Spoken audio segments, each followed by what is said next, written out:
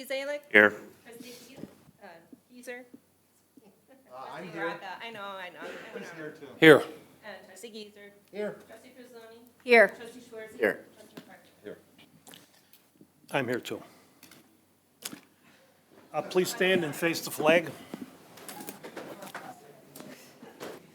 I pledge allegiance to the flag of the United States of America and to the republic for which it stands, one nation, under God, indivisible, with liberty and justice for all.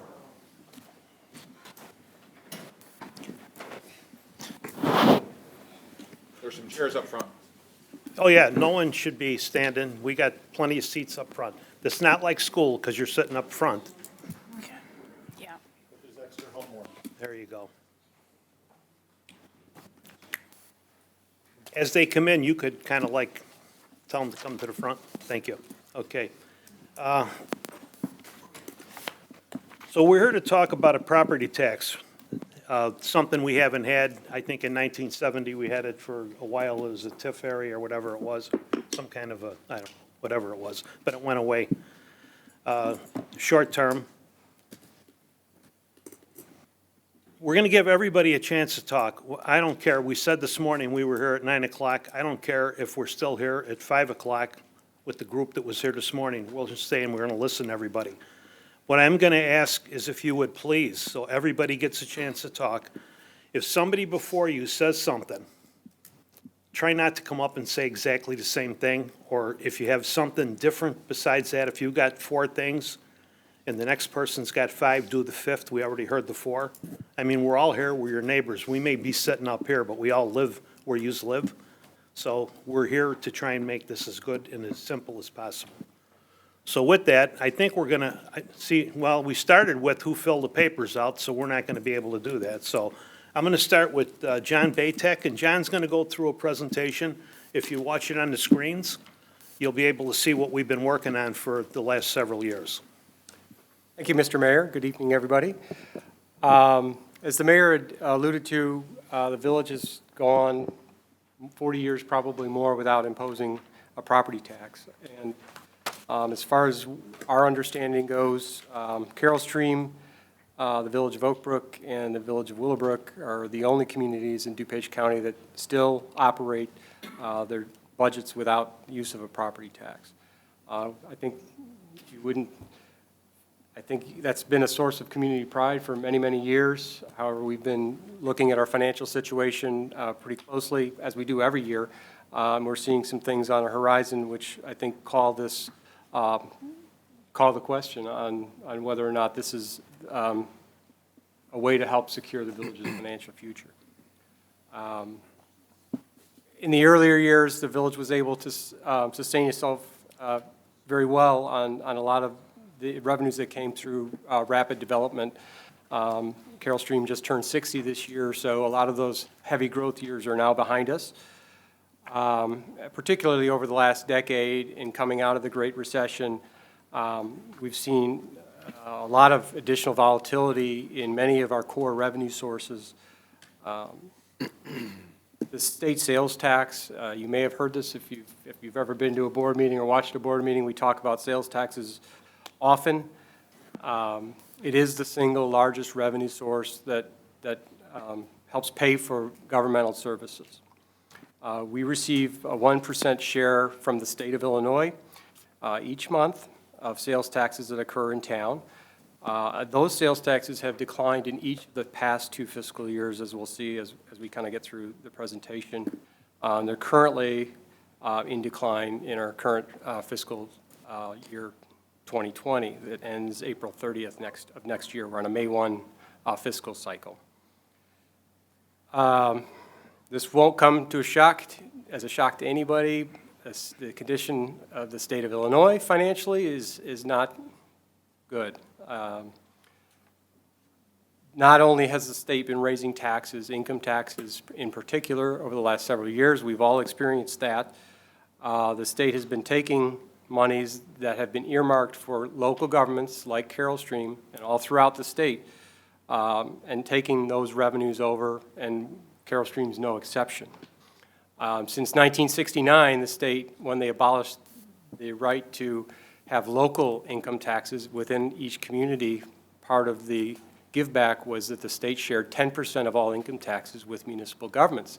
And they do that on a per capita basis based on our population. In 2011, basically what the state had done has frozen out all the municipalities from any increases in their tax rate.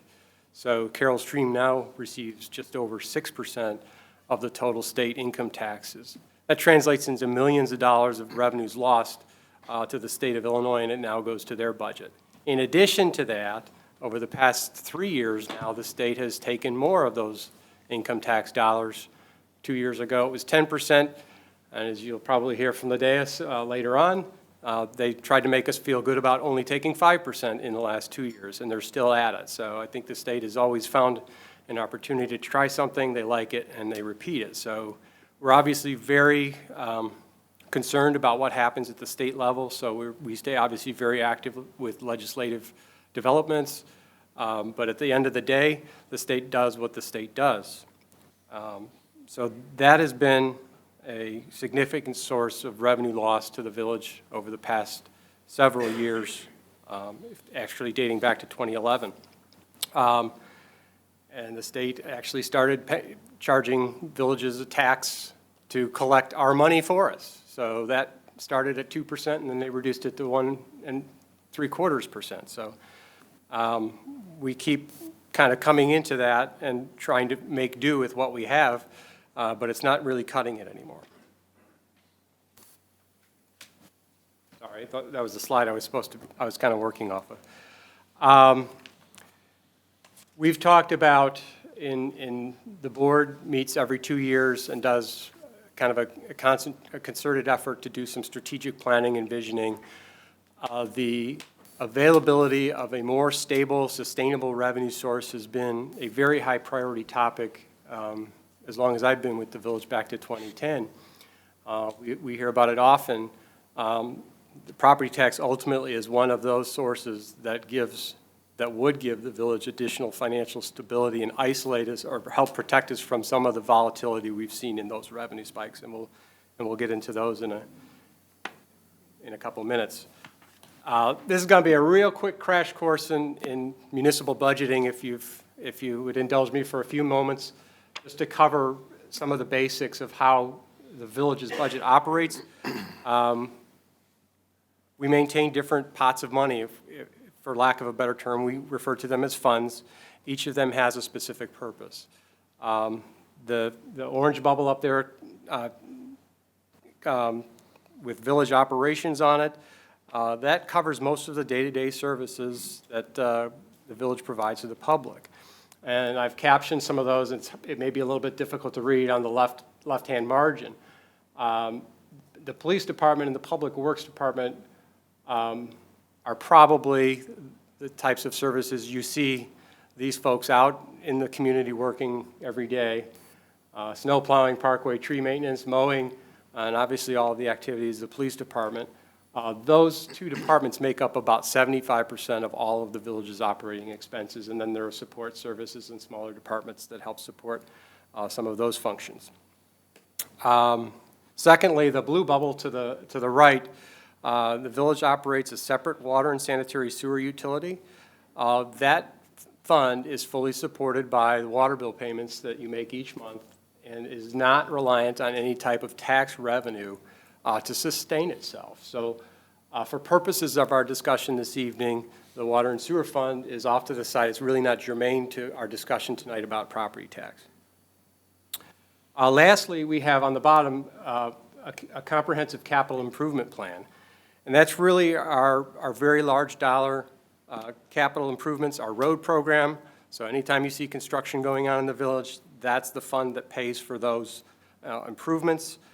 We have a stormwater system. It's mostly underground. That's what keeps, hopefully, our neighborhoods dry and gets the stormwater out of town as quickly as possible. We have more than 100 miles of storm sewers in the town, as well as more than 100 miles of roadways that we have to maintain each year. It also covers major public facility projects as well.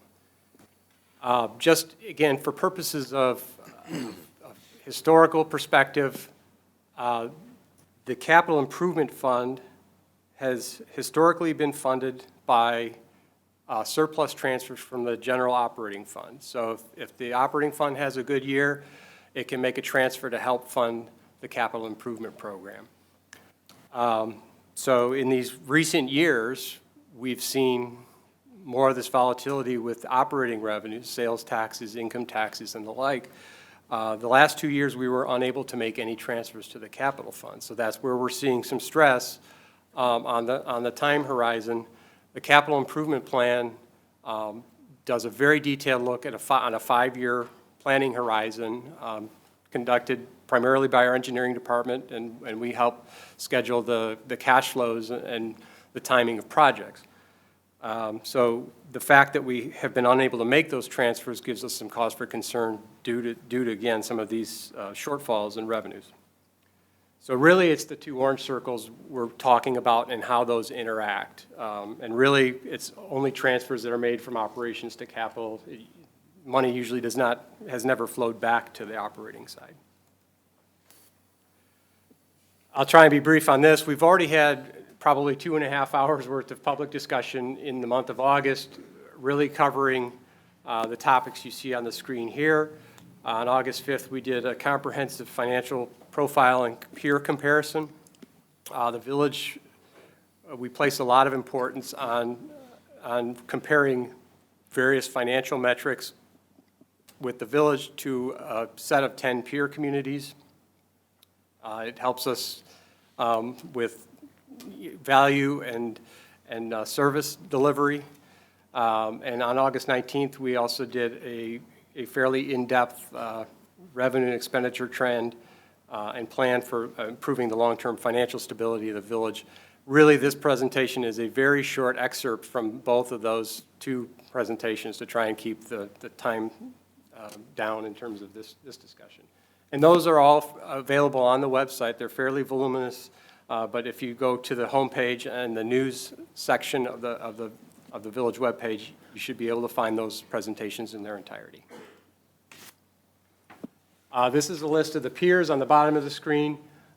Those were selected. We've done this about every 3 years. It's very data-driven, very comprehensive.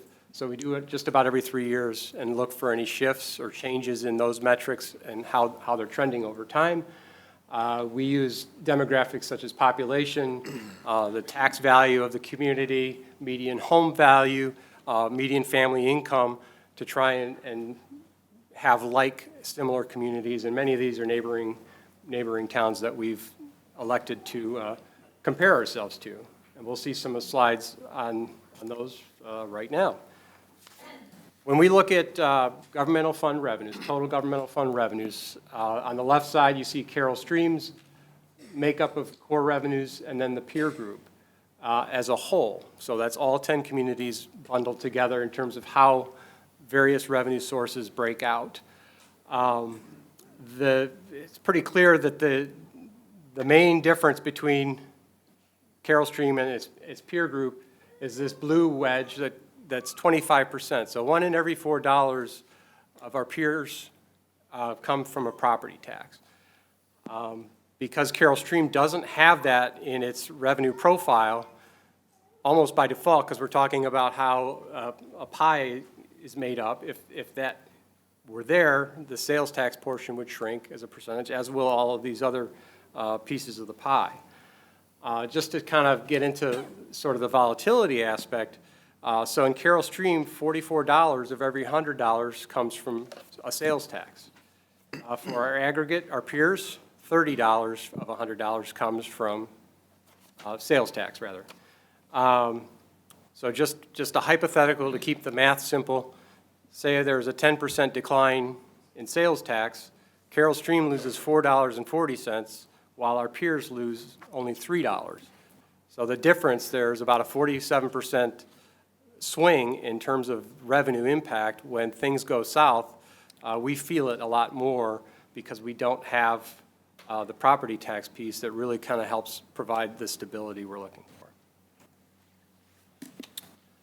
This chart shows all of our peer communities, and it shows total general governmental fund revenues on a per capita basis. for the year 2018, the last time the study was updated. The blue bar represents Carol Stream's position. We've done this study now 4 times since 2011, and Carol Stream's revenue per capita has been the second lowest of all of the peer group in each of those 4 independent studies, which from a taxpayer's perspective, not so bad. I mean, this is on a per capita basis. Carol Stream realizes about $704 per person, and that's from all tax revenues, whether it's sales taxes, income tax, et cetera, than the other communities. The yellow bars along here represents the component of each of these other neighboring communities that it comes from the property tax. So if that were eliminated, you could see obviously the importance of that piece in their total financial picture.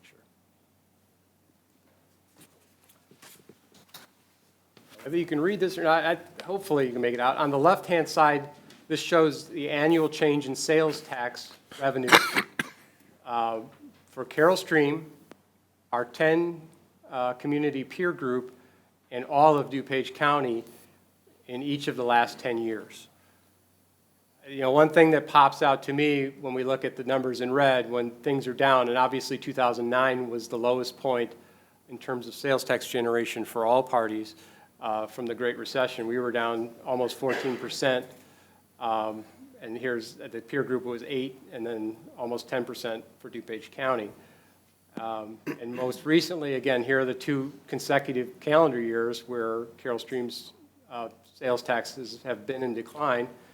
And usually when we're down worse than the peer group and the county.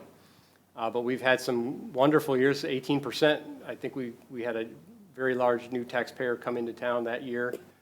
But the growth has been robust in some of the years, but the variability and volatility has been all over the board. So it's really kind of hard to plan for operating expenses with this type of performance.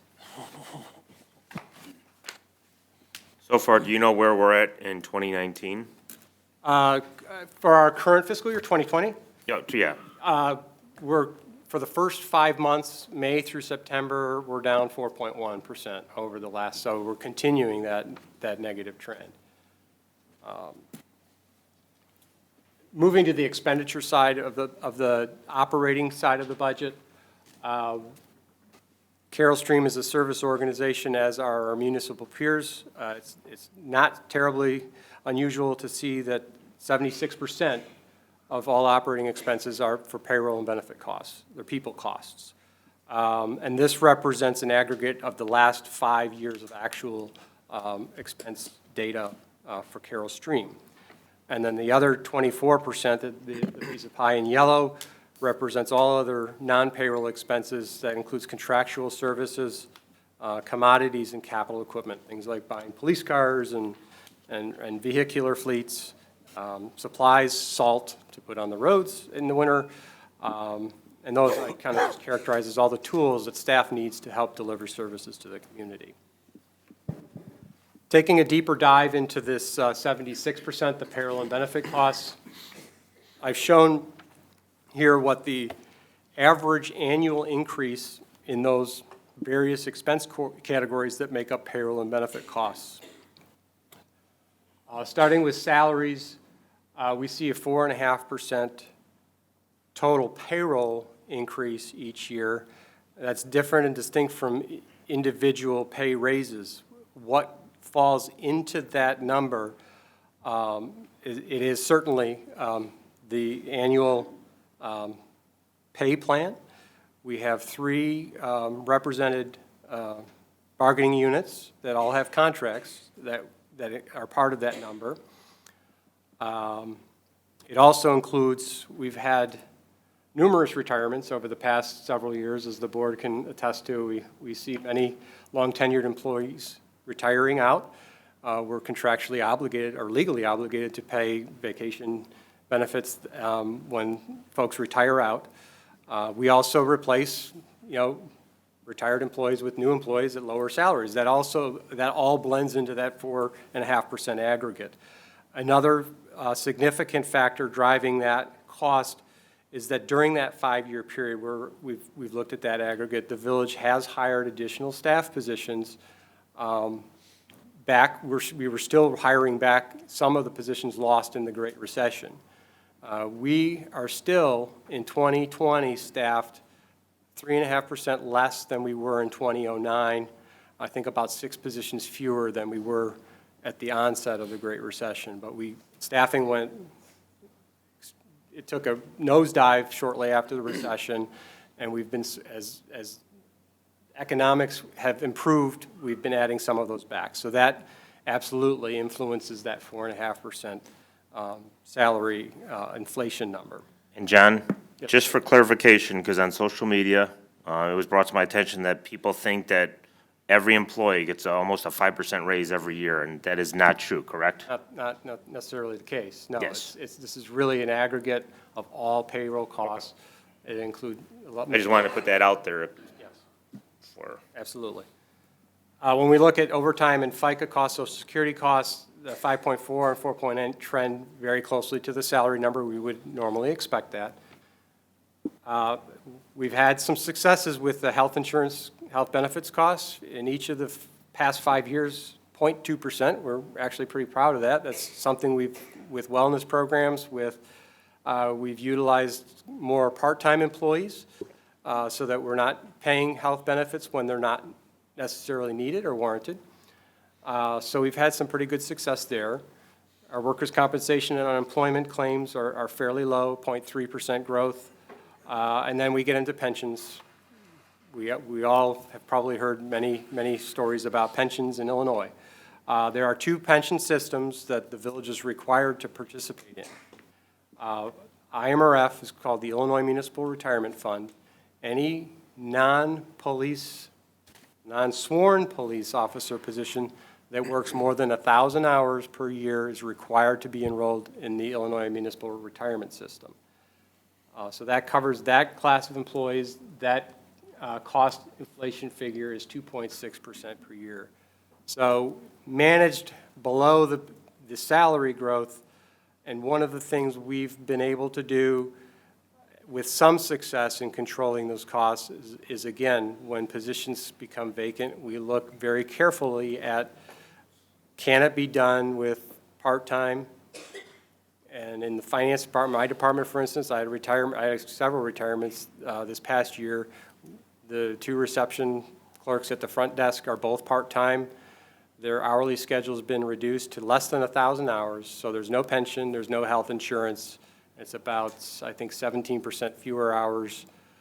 So there's a cost savings that's generated there. So when it makes sense and we can still deliver service, quality service, we're going to take advantage of that, and we have in the past. We get to the police pension fund. Now that covers all sworn police officers of the village. This is a cost that's significant. It's 9.4% every year for the past 5 years, and it's difficult to fund. It is required by the state of Illinois.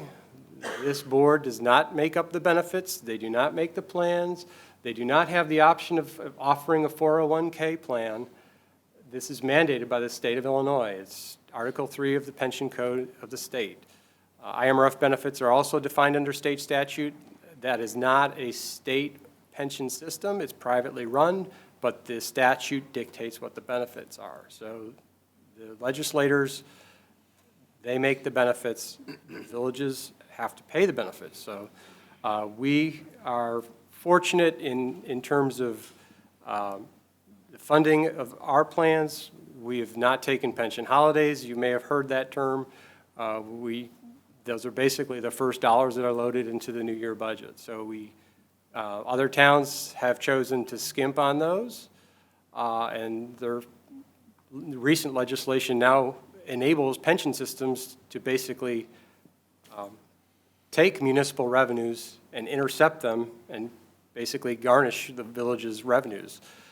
So there's really no choice in terms of how you have to pay what the actuary basically calculates is the liability. And I expect we'll probably have questions on that. We did at the morning session, so I'll pause on that and not, we'll hear from that later.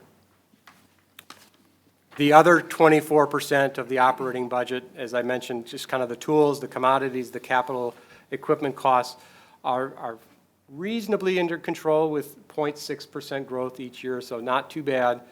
There are a couple peaks in here. You can't read these on the chart in the last 3 years. A couple of anomalies. You're probably familiar. We were in a temporary facility while this renovation project has been completed, so that includes rent costs for the past 2 years as well as some capital costs in helping get that temporary facility ready for village operations. So when those are discounted, the non-payroll costs are basically flat over that 5-year period. Okay, this is just kind of a summary slide. Again, looking at the 76% of the total budget, the payroll and benefit costs up 4.5% per year, non-payroll costs up 0.6%. The aggregate of that, our costs in terms of expense are going up at a rate of 3.6% per year. It is not keeping pace with revenue growth, which is at 2.1% on a smooth basis. So obviously, expenditure growth is outpacing revenue growth. Our current budget year is the first in the last 6 years that didn't actually have a budgeted surplus in it. So we obviously we had to cut the budget. We cut the budget almost every year, but that's kind of a buffer. If you budget a surplus, you're expecting your expenditures will come in less than total predicted revenues. That safety net has basically vanished with some of these other cost increases. Again, the ones that are predominantly out of the village's direct control.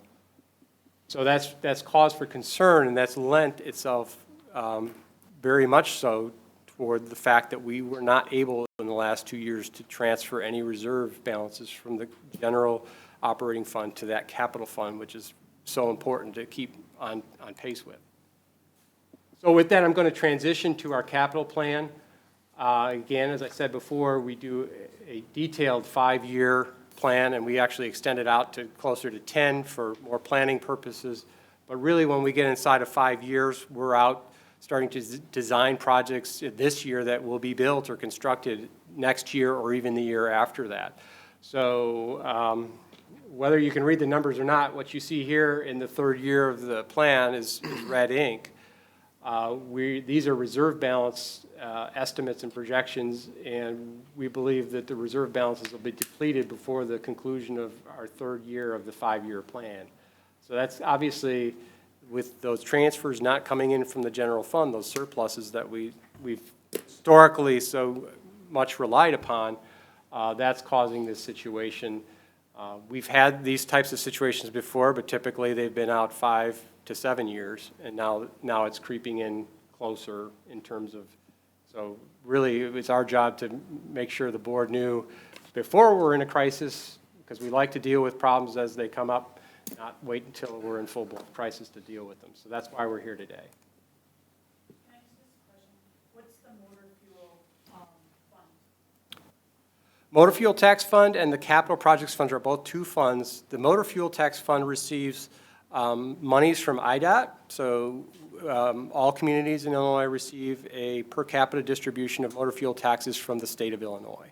So IDOT requires us to keep that sequestered, if you will, into a separate fund, but the totality of our capital improvements program is the sum of these 2 funds. Okay? So our capital improvement program for the 5-year time frame requires approximately, on average, $5.6 million in regular annual funding per year. And I'll cut down to the revenue line here, current revenues. I start with the expenses minus the available revenues. Just a couple words about that. At the onset, I said historically the Capital Improvements Fund has not had any dedicated revenues. We do at this point. About roughly $1 million a year comes in from the state motor fuel tax, the one we just mentioned. Last June, we implemented a local motor fuel tax under Carroll Stream, so we collect that directly. That adds about another $1 million. So that's $2 million out of $2.5 million.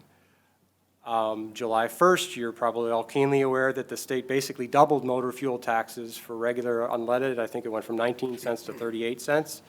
The state actually did allow municipalities to share in a portion of those additional revenues.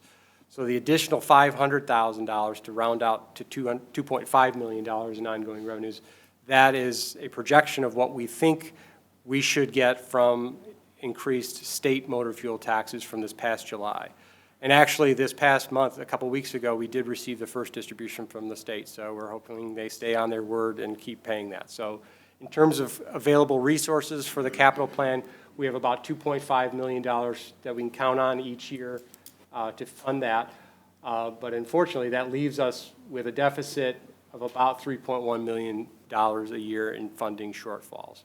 And we can get into more of the mechanics of the capital plan and specific projects if need be, and as we kind of enter the discussion phase. Obviously, we're here to listen to you, not me, but I'm coming close to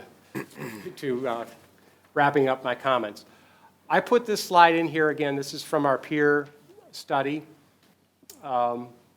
Most municipalities fund capital improvement projects with debt. So they issue general obligation bonds to do road projects. Carroll Stream has not done that. We do what you call, we would refer to as pay-as-you-go financing. If you have the money, you do the project. If you don't have the money, you don't do the project. So if you look at some of these totals, you've got a number of communities with $20 million in outstanding debt, $40 million in outstanding debt, $50 million in outstanding debt. And these are communities that aren't much bigger. Some are smaller than Carroll Stream. The orange portion on the top represents the interest payments on some of these debts. The highest was almost $10 million a year. So would you rather have your money go to pay bondholders, $10 million, or would you rather have that go back into doing more roads? I think we would hopefully choose the latter. Let's do more road work. So Carroll Stream's debt, zero. So that's also another great source of pride, I think the board and the staff has in terms of essentially a debt-free community. So we have not leveraged out, we haven't overextended, we pay as we go. So it's kind of like I do at home. If I want to buy something, I save up for it. We have the money, we go do the project. Now moving into the property taxes itself, obviously that's why we're here. On the peer study, we looked at what the average tax bill is for the community. Each of these communities, what a resident would pay their town to support public services, police, fire, et cetera. And I will note, the little fire hats I put on here, these are towns that have municipal fire departments. We have a separate fire district, separate taxing entity in Carroll Stream.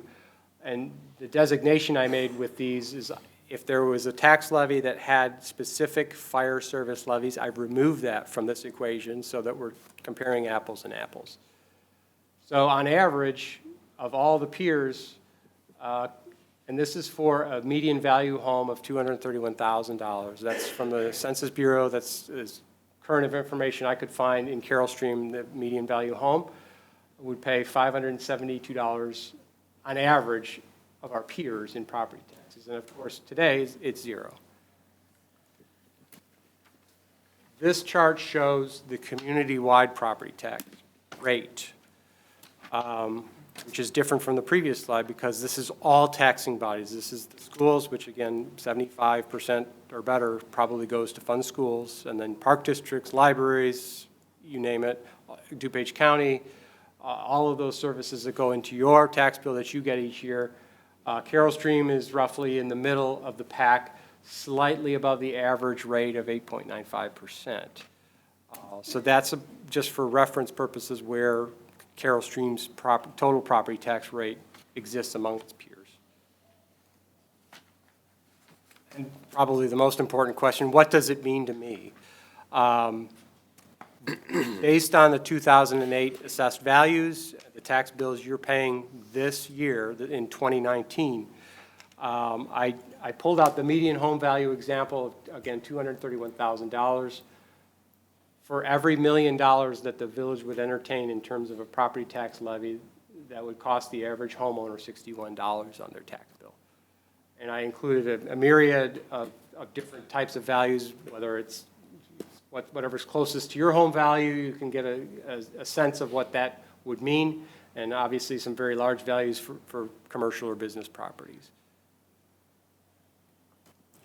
John, Yes, sir. you have a question? Yeah, if we're gonna get a property tax, does that mean our tax stamps are gonna go away? You know, if I sell my house, I gotta pay a tax on selling my house besides paying my property. We haven't got that far yet. Okay. But you know what I'm getting at. I know exactly where you're coming from. We haven't got that far yet. Trust me. Okay, last slide. This is just about a little bit of information about the annual levy process. So every village, every library district, every park district, their boards have to adopt every year a property tax levy.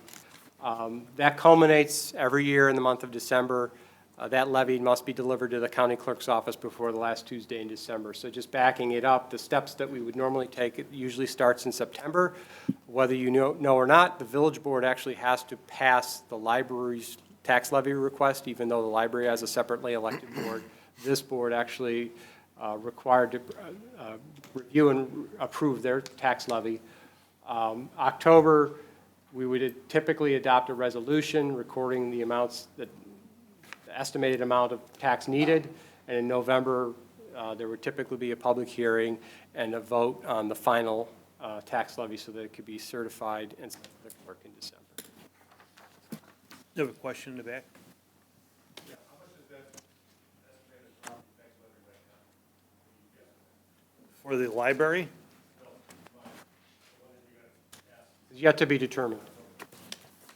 We haven't got. We haven't gotten We there. haven't got that We far haven't yet. got that far. We don't, we're still trying to figure out what we're doing. When we get through all of this, then we'll try and explain where we are. Go ahead, John. That concludes my remarks, so I'll, What were the estimates based on, about what the taxes would be? I just picked an arbitrary amount of $1 million. If a levy were done for $1 million to raise $1 million in revenue, it would mean $61 to a median owner of a median value home in town, 200. You don't have a rate for that, tax rate? The tax rate is basically the levy divided by the assessed value of the town. So that's just a mathematical computation. Really what I think is most germane is how much districts in each taxing body levy. How much do they, how much is the ask? And the rate is really the byproduct of the assessed values divided by how much each taxing district is asking for. Basically, by using your example of saving up your own money and spending it on however, you have to have an estimate of how much money you're going to need for the next 5 years, Okay. right? So Yeah. how many millions are we talking about that you're going to levy? Is it 5? We haven't come to that number yet. You can ask, everybody in the audience could ask that question over and over. We're looking at a lot of options here. We're looking at the possibility of vehicle stickers going away when they're due again. We're looking at we're even looking at an option, one of the towns went ahead and got rid of all the garbage bills come to the village. We don't know what we're gonna do yet. And I asked that question, and if anybody here watches on TV or comes to our meetings, I asked John, how do you do a budget when you don't know what you're gonna have in money? That question we ask all the time. This is like smoke and mirrors, because we don't know what the state's gonna do to us next. So we have to be prepared ahead of time. They also said in one of their statements from the state that they plan on freezing the property tax. So that means if we don't do something, and they freeze it, and then we can't even put one on. Then we got a change of life in this town like nobody could believe, because we will run out of money in 3 years. Simple. Or we can cut back on plowing, we can cut back on rock salt, we can start getting rid of police officers, we can get rid of our social service department, we can cut departments out, you could wait for permits, those are the options. That's what we don't want to happen. We've been looking at this for 4 or 5 years. Somebody said this morning, you should have did this 4 years ago. Well, we were in better shape then. The state wasn't taking the money away the way they are, and they're taxing more and taking more. So, John, why don't you finish, and then we'll go with the. I'm all done, actually. I'm on the, So then, what we've done I'll turn it after, back to you. when John finished, John Baytek is our finance guy, got a tremendous amount of experience. I feel bad for John because he's like a magician. but without any tricks. He's got to work with what he's got to work with and what he thinks is going to happen. And we have to live with that, and that makes it really tough. So I'm going to try and do this in an orderly fashion. So if you want to put up your hand, I'm going to try and keep it. Anybody would like to come up and ask a question? Okay, first one. Need to come, have them come up to the Come mic. up and state your name and your address, please. I should point out that these these workshops are being televised, so we can rebroadcast them in case anybody can't make it to these meetings. They can see the discussion that's been going on. And this is actually round two. We did this at 9. We're doing it tonight. We're doing it again Sunday. Sunday. And if that isn't enough, we'll pick another Saturday or another day to make sure that we get it in so everybody can say they can't say they didn't know about it, so.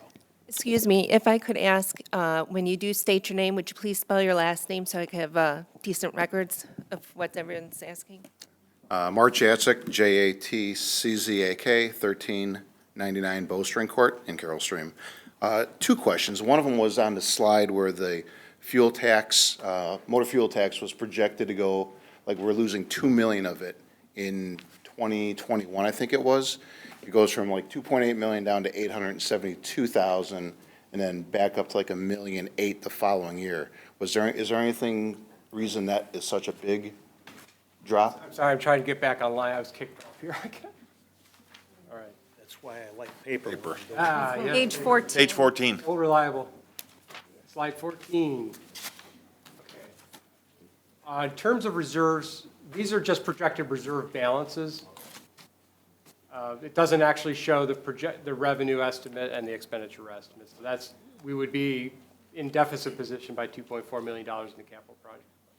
That was actually my main question. Well, thank you for, Thanks. that was a good question. Next. Hand up, anybody? Really? Come on up. Okay, well, no, you had your hand up first. I'm an orderly guy. She could wait, you come up. Come on, you put your hand up. You're welcome, sir.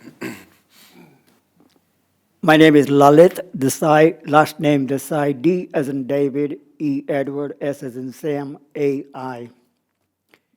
So you could put a lot of numbers over here, and that's your job to put all those numbers over there. My question is, at the end of all these numbers, at the end of the day, what is the shortfall every year? $1 million, $2 million? And how do you convert that into per capita, not per average income of the house? I'm not sure I understand the per capita question. Okay, let's say we're short $1 million, Okay, and we have 30,000 people in Carroll Stream. okay. That is divided up by the property's assessed value. So if you live in a big house, And that's my you question. pay more. If you live in a smaller house, you pay less. And that's based on,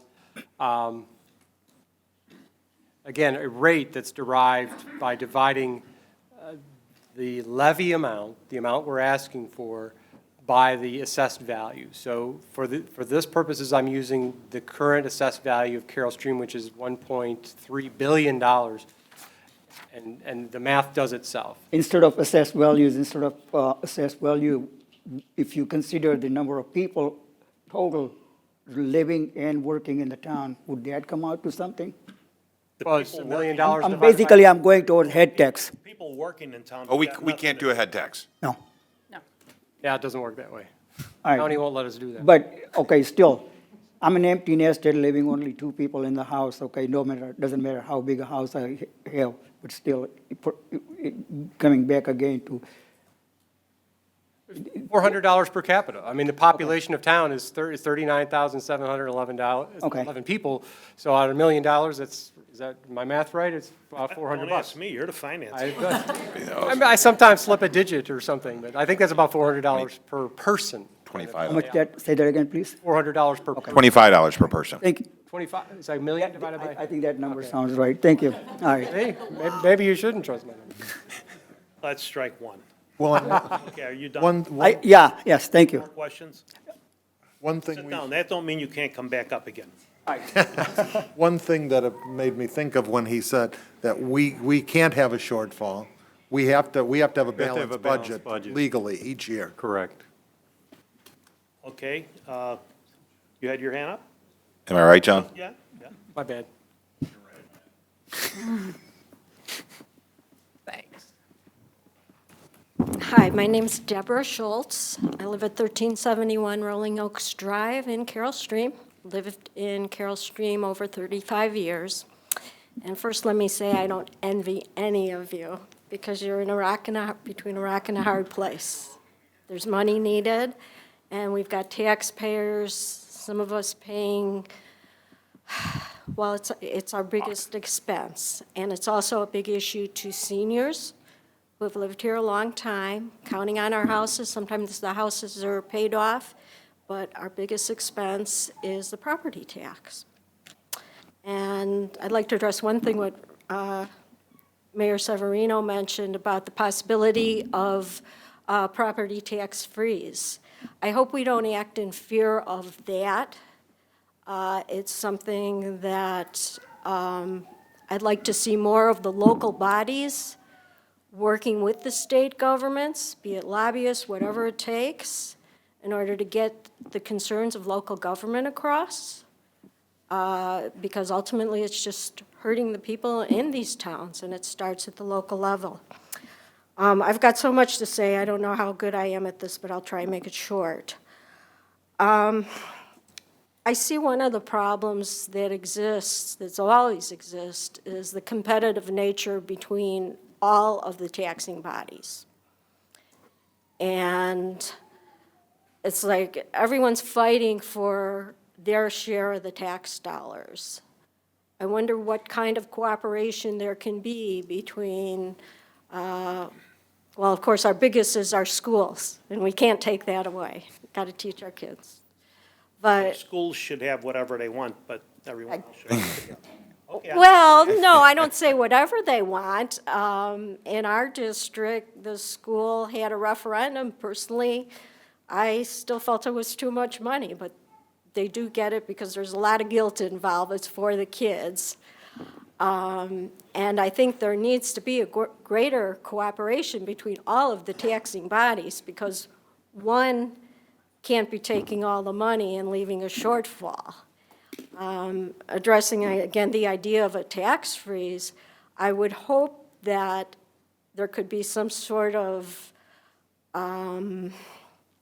legislation or similar to a Godfathering Act, that if you're at zero level now, you should have a certain amount of time, a year, 2 years, whatever, to establish a level before you are frozen.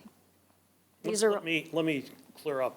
sure. This is a good point you brought up. Excellent point. You probably, no one in this room except for the people that are either on the fire district or the library or whatever, the park, wherever they're from. We meet, and no one knows we meet every 3 months, and we have for like the last 11 years. Every 3 months we meet.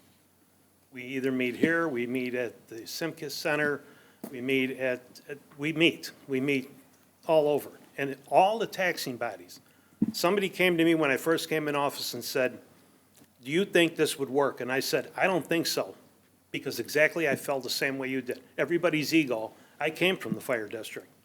But that was never a problem when I was there. It was still too new. Everybody wants their share of the money.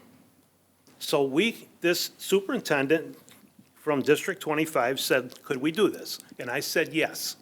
And we did it. In the first meeting we had everybody there. U46, 87, 93, District 200, District 25, the fire district, the forest preserve district. Everybody came.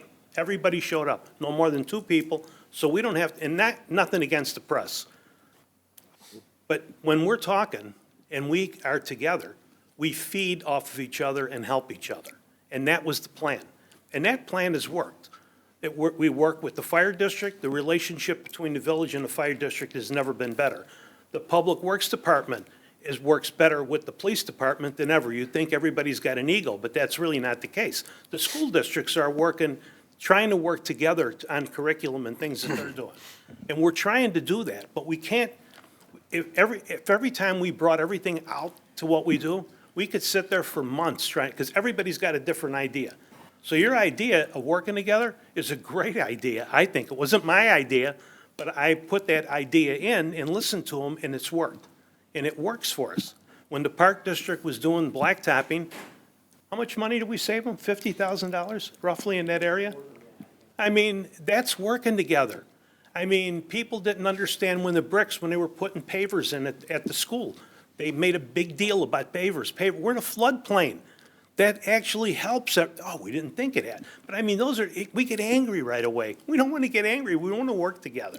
That's the agree. whole idea. So that was a good question. Yeah, no, I agree. And actually, when I used to follow the school board, someone, their financial manager was asked, how do you establish the rate that you want for taxes? And the answer was, well, we request the maximum amount we can, because it then comes on. Now, if everybody didn't request the maximum they're allowed, but what they actually needed, it might leave room for places like Carroll Stream. And I know you can't control the other entities, but I'm saying that there's more the crust of the problem. It's a problem for you, it's a problem for the taxpayers. A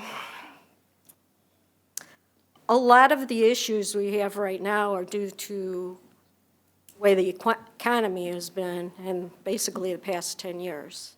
I mean, our house values have gone down, the sales of homes have gone down. I noticed that it was actually, I'm sorry, I've got so many notes. Well, my point would be, we haven't been in a downfall for that long. I think it was the past 2 years we've had a problem and a negative. I wonder how that will change if we start selling more homes, start bringing more money into our community. I realize right now, I think somebody alluded to it, they asked about, well, if we get this property tax, will you cut out the exit tax we have on the sale of our homes? We haven't got that far yet. I understand that, yes. But that certainly is something that I think the public will kind of demand if, if the property taxes do go How through. about the call that I get and they go, you know what you're doing to my mother? No, I don't know your mother. You're making her pay. She lived here for 24 years and you're making her pay to leave? So how much did she pay me since she's been here? A lot of taxes. So you better go back and look at the tax bill and call me back. You know, did he ever call me back? She never paid any money while she was here. Well, no, So I mean, really, they're complaining about an exit tax, but we don't have a property tax, where some towns have an exit tax and a property tax. don't get me wrong, Mayor, I'm not complaining about it, because I realize we don't have a property. But it ain't off the table yet either. I mean, we're still got to figure out this board is different than what you think it is. Everybody up here is a self-thinker. I got to tell you, I get my hands full sometimes. They all think different. I had the think staff we all meet. do. The staff met with each one of them separately without me in the room and without anybody else in the room to figure out where we're going with this. They all feel different, which is good, because then we'll be able to come to a consensus at the end, hopefully. Okay, go ahead. Okay. I guess what I was alluding to before is that I see, it was only in 2017 and 2018 where Carroll Stream was in the red or had a negative on their sales tax. Other than that, I think John pointed out, we actually had some very good years. I wonder if there's a particular reason. Well, we lost a Seeing that? taxpayer that actually was paying us over $1 million a year out of the industrial park. We didn't lose them. We lost the billing department. The billing department went someplace else. They're still here. Our police department still goes in when they have problems. If they have problems, our fire department takes care of them. I mean, of course, the fire department gets their share and everybody else, but we get nothing. So we got this big building full of people that we used to get this money from that's not there anymore. The building's there, but. You're right, and Or that's not fair to the general public either. And then, what people don't think of, and I see it, and I hate to say it because my wife will see this on TV and complain. All these stuff we buy on the internet, it kills us. Every time you take your phone out of your house and go to your cell phone, we lose money. I mean, it's the small things that start to really add up. Every time you spend money in Bloomingdale or Glendale Heights or West Chicago or St. Charles or wherever, we don't get that tax money. And that's a problem. This guy, since he's been on the board, ends every meeting that we have and says, shop Carroll Stream. And if he ain't here, Mary will pick it up, Matt will pick it up, Rick, somebody on this board will pick that, because that's important. And we need more places to go to in Carroll Stream to buy where you will get that type of sales tax coming in. So what would you suggest? That's not a loaded question. I haven't, no, I know, I haven't given that as much thought, but definitely, I mean, we've got enough car washing places and, you know, childcare even, there's a lot of that. I don't know where the taxes come in line with that, but that's something that has to be You know investigated. what we get from them? And from the industrial See, that's parks. zero. Again. That's what we get. We got 3 of them places now. Are they good for the That's people my that got point. kids? Well, That's and my- community development does work really hard, business recruiting. And some of those numbers you saw where the numbers did jump up were because we got, they brought in new businesses here or there. Sure. And that's why you see that jump. So at the same time, we lose, the big 200,000 square foot warehouse that's employing 200 people, driving 12 to 15 semis a day down our roads, move their accounting office to a one-room I agree with schoolhouse. that fully. And get nothing for that, yeah.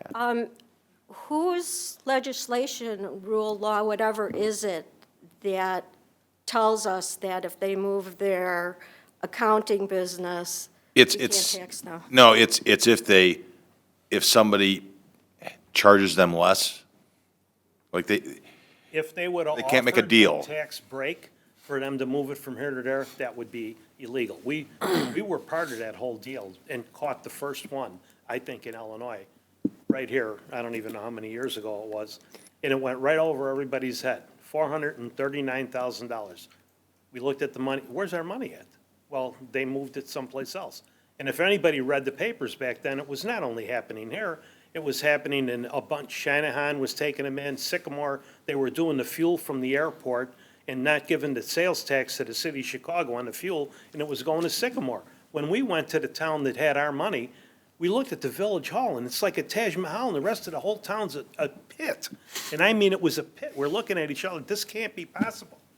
That's Is where that our money a was. state-issued order, or It's what? yeah, that's a state issue. state-issued issue? Yeah, well, and we really get. You need I got along- lobbyists. Point of for the sale gets the state. money. The point of sale gets the money. Another town cannot lure a sales tax producing business from Carroll Stream. That would be illegal. Yeah, not now, they can't. Right, but if a company makes a corporate decision to move their cash box, that's a corporate decision. That's I- unreal. I- That's unreal when, like you say, we house a big industrial area. We have- And I could understand why you want a property tax, because we would be getting property taxes from that industrial Very area. And that would, Well, I've always said that, I've said that for Which is years. 40%. and the industrial area will constitute about 40% of what we end up getting. So it's a And big for the chunk. record, we're not allowed to just charge the industrial area and not residential. We tried that already. That would be nice. That would be very nice. It's been checked on multiple times. And I am in the industrial area. I know. It was a good idea to do it. But we're also losing businesses like Aldi because the restaurant in front of them, they want to expand. And you can't blame the business to expand.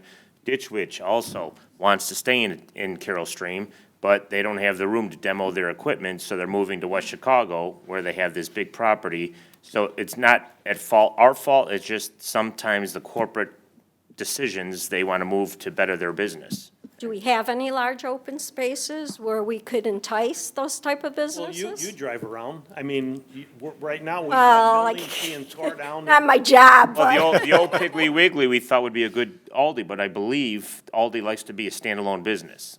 So that didn't qualify for them. And on a good note, and Trustee Fruzaloni pointed out this earlier, that our industrial area is only 4% vacancy right now, and that's went from 25% vacancy just a handful of years ago. So it shows, people don't always see what we're doing behind the scenes, but the staff works hard, the elected officials work hard on trying to bring in as much business as we can. Okay, we want to get some other people. Do you have? Quick question, yeah. Okay. Library loan. I noticed that you gave a $2 million library loan, and I believe it's 2018, is that correct? What was wrong with that? Well, I'm just wondering why, if we've been losing revenue since 2011. I didn't mean, give I it- love the libraries. we didn't One of my give it to best them, friends we was borrowed it was to a them. librarian, And, but and this question came up before, and we had people threatening us, and I mean, it was ugly. no People- threats, No, not just from you. looking for an I explanation. didn't say it was from you. I think we're still friendly.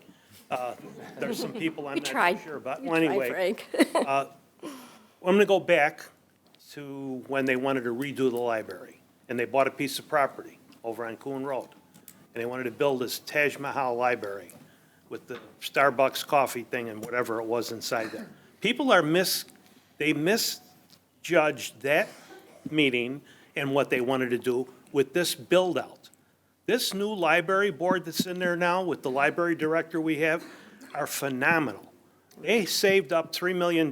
They needed 5. We looked at what are we doing? We got money. We're getting hardly any interest on it, and that's another story we'll get into someday, what we used to get on interest and what we get now. We'll borrow them the $2 million so they don't have to bond out. How much did we think that they saved, or do we know that they saved by us borrowing them the $2 million? They saved the bonding costs, so all the attorney's fees and the bond counsel and all that. So, but we're making 3% on that money. And we're making 3%. We weren't getting 3% on our they money. pay us Plus, they annually, saved, monthly, by what? doing that, we saved the library, which saved them maybe Taxpayer. from another taxpayer increase of over $50,000, just by, and we're making money. Do So they we pay do us things, and monthly? sometimes we can't just tell, I mean, it's almost impossible. Things happen here so fast that it's almost impossible to let everybody know exactly what we're doing. Of course, we don't need to know everything. But is that Don't micromanage you. John, what was? It's a 10-year loan with annual payments on it. They haven't even received the proceeds of that loan yet. So they have to exhaust all of their reserves first. So they're obviously well along in their construction. So they'll be paying They need to make a annually formal for 10 request. The years. condition is, if they don't pay us, we take that piece of property on Coon Road. Don't say that. That's a big piece of property to play Frisbee golf in. I mean, no offense to Frisbee golfers. Not that too. I don't want to offend anybody if you play Frisbee golf. Just seems like a big piece of property that's being Quick used. two things. Obviously, the police fund, the pension fund is the greatest issue when it comes to money. Love our police. They've been great for 30 years that I live, 35-plus years I've lived here. I'm wondering, do the unions, do you have lobbyists? Do you have people who try and reconcile these issues with the state and your local governments to try and lessen the burden that's on the local government right now, You're asking the wrong especially? people. They're not in the union anymore. Those are two deputies. Okay, well, When they were in the union, yes, they had lobbyists in Springfield. I go down to Springfield, and you've got the fire department down there, you got the library, the school people. They're all lobbying. They all hire lobbyists to try and get more money. I mean, but well, that's, well, not so I mean, much to get the more money, but where's it come from? And like you say, the state isn't paying us our due share right now. Yeah. That's, sometimes you got to address the problem with those entities rather than coming to the taxpayer. And Carroll Stream is a great town. I wouldn't still be living here if I did. I'm concerned about the future of things. We talk to our legislators individually, as a group, you as part of mayors and managers, about how the pension burdens affect You know what I communities. mean. I know exactly what you mean. That's what I'm saying. Again, like John said, that's a $1 budgetary item. We have no control. It's not something we set up here in Carroll Stream, Right. something they set up in Springfield. And not to throw the police They under need the to be bus. fair with it. But it's something we're told by actuaries what we have to pay. Sure. Was your question how it's funded? Like the police pension? Don't the. Well, the police individuals you officers pay 10% of their salary Right, I realize. into the pension fund. The village has a contribution, and then investments, and then finally it's donations, which doesn't happen very often, but it does I get happen. those phone calls. But No, that's how it's funded. earlier they said that the state was not paying their fair share back to us for different. Well, that, I don't know if it was. That was state income state tax. income? Yeah, that was state income That's tax. general Had nothing to do with it. revenue, that's general operating revenue, not. Maybe not more a sub- money needs to come from the state itself than the local. Yeah, good luck. You know, you were Oh, I know. caught. Okay, I want to get somebody else. Okay, quick thank you to Rick Geezer, though, Commissioner Geezer, because if not for you, wouldn't have known about this tonight. And I think if you want more input from people before they see it on a tax bill one day, where they'll really be mad at you, send a letter out to the homes and let people know that this exists, because I live in an area where people should really be Good here thing and that they Rick didn't know. Geezer told you that, because we I haven't do. said nothing to anybody else. Well, It's been in the newspaper. well, he, It's been on Well, TV. he rules It's been on our Facebook, Facebook and page, on YouTube. In fact, I thank Rick. I said 3 times I saw it. He reposted it. He reposted it 2 or 3 times. well, Mary he did. was there on Well, Facebook. well, we did get the word out in many other ways. Tia, do you want to tell us a few of the ways? We did get the word out via the marquee sign out in front of the building. We put it on our public access channel 699. It's been referenced on our YouTube channel, our Facebook page, our Twitter page, our e-newsletter, and multiple articles. We also put it on the front page of our website and the news article on our website and a Learn More page on our website. In addition, we worked with the Carroll Stream Chamber to get it out to the business community. They also shared it on their Facebook page. And There was an article in the Daily Herald and the and Examiner. the Examiner. And It's good, We but we also had gotta our go to electronic those things. signs. How about a letter to the home or one that goes into the? Okay, so there you go. and- How much does an envelope cost to send out? You know what that? Send, send it sounds with simple. our garbage bill It or sounds something, or the water bill. You always put messages in the water bill. On the water bill, have to. unfortunately, there's a very long leeway time for us to get the information on there for when it would actually get into your home. And unfortunately, from when we figured out that we were going to host these, we were not able to get it in. It would have shown up in your home on October 1st, right after the forum, and we figured that would be more frustrating than helpful getting it after the forum. But Well, maybe Right. for the next one. Thanks, Thank you Deb. for Thank all you, your Deb. water bill for this. And again, You're I welcome. don't envy you. Thank you.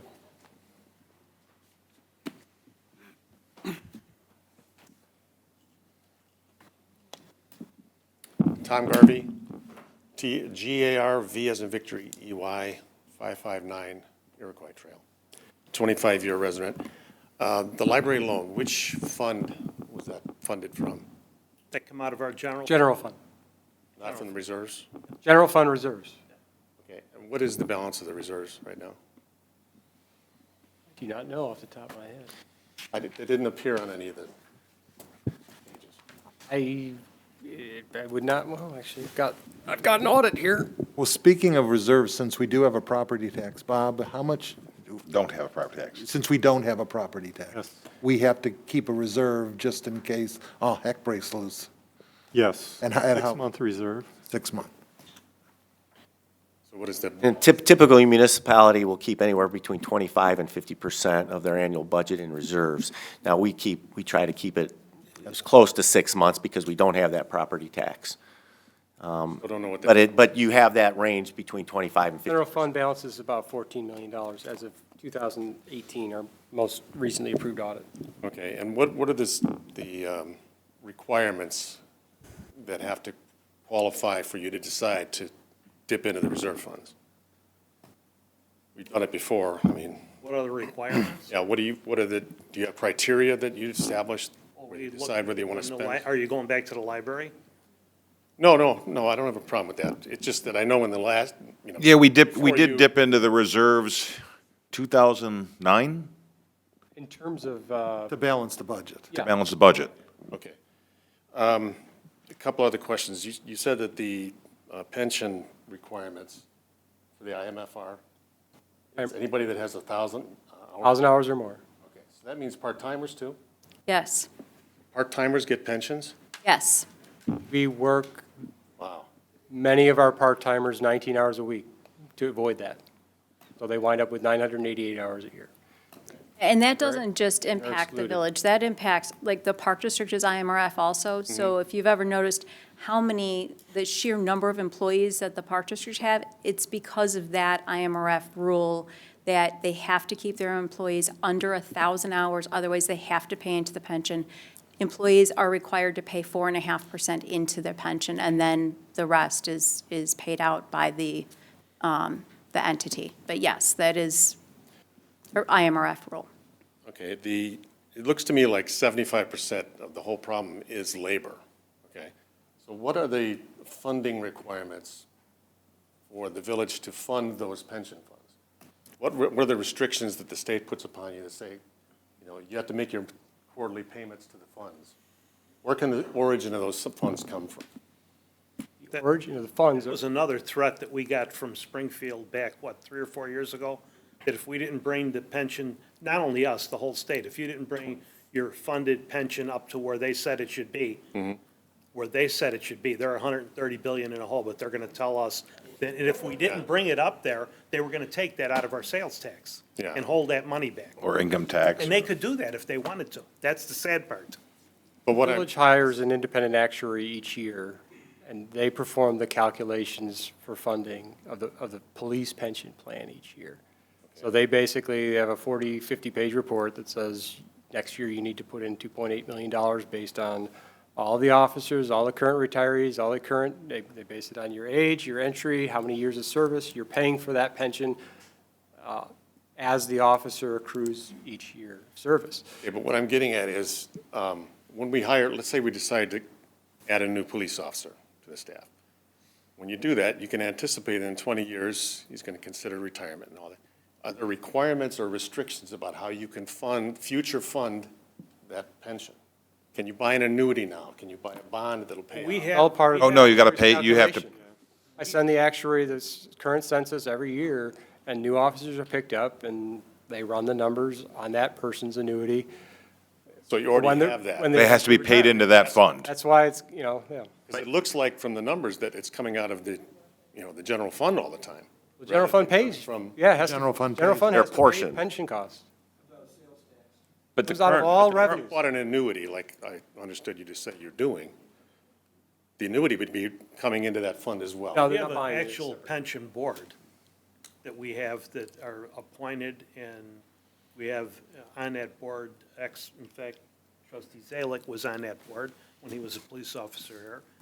The ex-chief of police is on that board, and he's in the room right now. I mean, we have some people that we picked. I tried to pick people with the help of our ex-chief of police, Numrick, with financial backgrounds to make it easier to try and do that. But it's not as easy as it sounds to invest that money, because they become very responsible for that money. The biggest problem that I see, when I was with the fire district, I was the treasurer. That was quite a while ago. I've been here for 19 years. We had millions of dollars that we were getting big interest payments on. It funded everything. It was so simple, it was a joke. Now, if you look at it, what do we get when we get, what's the interest rate right now? On which, sir? On whatever. Police. Money in, and what do we get? The police funds assumed rate of return is 7%, but they're allowed to invest up to 65% in equity securities. The village general fund, I can't invest in the stock market. It's treasuries and agencies and things of that nature, so I'm, Where I'm at. So what can you invest, what's the restrictions on how you can invest it? in the pension fund? The money that you're gonna have to pay into the The pension. general fund. It's general fund money, so I'm earning anywhere between 1 3/4 and 2%. We can't do an annuity for an officer for the Fine future. annuity. We have to pay it every year. You know, the 2.9 million or 8 million.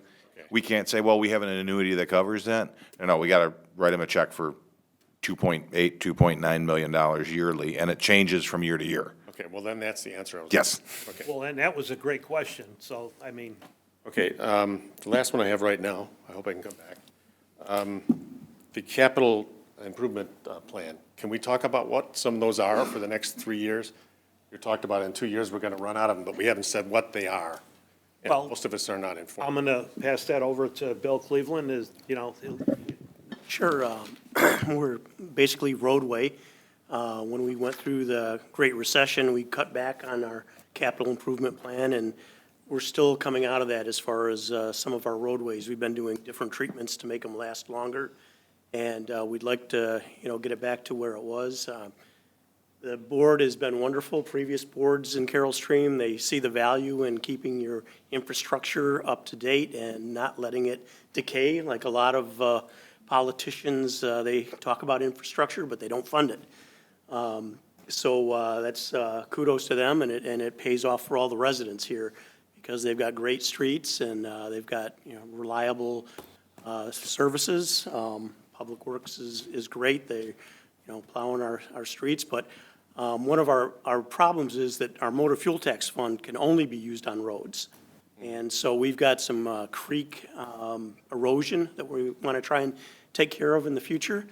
And we've applied for a grant for that. We'll find out in the spring of next year if we get our $1 million. We've gotten grants for a lot of our roadways in the past as well, and they've changed the formula a little bit for that, so we're not sure if we'll get those in the future. I guess, the roadway is kind of self-sufficient right now, hopefully. More people go with electric cars, it'll become less and less self-sufficient because people will stop buying gas, and that's just something that's going to happen in the future. But as I remember, it was $5 million for the capital improvement plan, and if I understood you correctly, that doesn't include the roadway It does improvements include- because, oh, it does? Yes, that's part of the 2.5 million is from the motor fuel tax. Yeah. Which John alluded to. And that takes care of most of the roads. Some things above that, bike trails, things like that, we've been funding with grants and with our own capital improvements, but we haven't been using motor fuel tax fund. But explain the grant, because it could be $1 million project. We still have to Get put $1 million. money in there. There's matching dollars to a point. So That's correct. The bike trails are typically 75% federal funded. They still have to be designed and bid and managed, which is also, an expense that comes out of our capital improvement program. In order to increase our grant funding that we obtain, we've sometimes cut our applications to 50%, because then they score better. So if we had, say, a $2 million project on Lee's Road there, the village would have to have $1 million, and then we'd get $1 million from the grant. But some of our projects, Tom, which I think was your question, I mean, outside of just roads, you've got any sidewalks we have to replace, which we're required to repair, curbs. Water mains. We have some water main well, the projects. That's water and sewer. That's water and sewer, though. That's water and sewer, so that's separate. Yeah, but that's not funded by the water and sewer fund, though, right? Correct. The water, no. The water main would We be. can do like they do in Can you do Springfield. that? Just take all the money and move it over, then when we have a problem, the Water Reclamation Center is state-of-the-art, because that's it's like your heart. Everybody's flushing toilets. I hate to sound that way, but all the water that goes through that Water Reclamation Center, we have people go through. If you go through there, you'll be able to go through, what is it? Saturday. Saturday. We got an open house, you'll go through, you'll see the equipment that we have in there. We're talking about putting in solar panels to help the electric. There's so many things that we're working on to try and make it better all the time. It's just that we're trying to get a grant to help us pay for the solar panels. But what I was asking is the water and sewer fund that everybody has to pay every month. Yeah, Am I correct in understanding you can't raise the rates on that? we did. To fund for the, For like a road or something like that? like a sewer line that has to be replaced, Well, that's what it's for. Yeah. rather than coming out of the, That doesn't come out of the general fund. Okay, all water, sewer, except for stormwater, comes out of the water sewer fund. So if we need a new water main, it comes out of the water sewer fund. If a lift station needs to be repaired, that's the water sewer fund, which has actually nothing to do with the general fund. but it is, okay, the flash you had shown before where the water and sewer fund It's over here. flows through from the general fund. No, it's separate. Yeah, Completely separate. Yep. Capital improvement fund comes from the excess. Yeah. so this one's not connected to these two whatsoever. Right, but I understood him to say that one cannot fund the capital improvement projects like a new water line has. Well, but that would be a capital improvement for the water fund. It's all contained Which- within the water right. It's all self-contained. There's a detailed project list of the capital improvements on page 189 of the current village budget. So there's a detailed list for the 3-year budget plan, and it's expandable to 5. Okay. I just have one comment to add. At least 4 of you, I remember, were on the board when you went through the Great Recession, and you got through that without putting a property tax on. You did a great job. I really admire you for doing it. So why can't you do it again? We're not even in a recession, you know? We've got good times going with the economy, so I just encourage you. We also did some drastic cuts in employment. We had a voluntary separation plan where we lost a couple of our department heads and some Oh, I of know our it was employees. difficult. I know Yeah, it's difficult. yep. I'm just saying, we got to do something in difficult times. We're not in as difficult times now, and you guys were able to pull it off, so I just want to encourage you, you can do it again. Well, I would argue that we're as in much of a difficult time as we ever been because we've taxed everything but the property tax. We don't have any other options right now. That's why we're having these workshops on a property tax. Thanks, Tom. I think that your hand was up first, and then you'll be next, sitting in the back.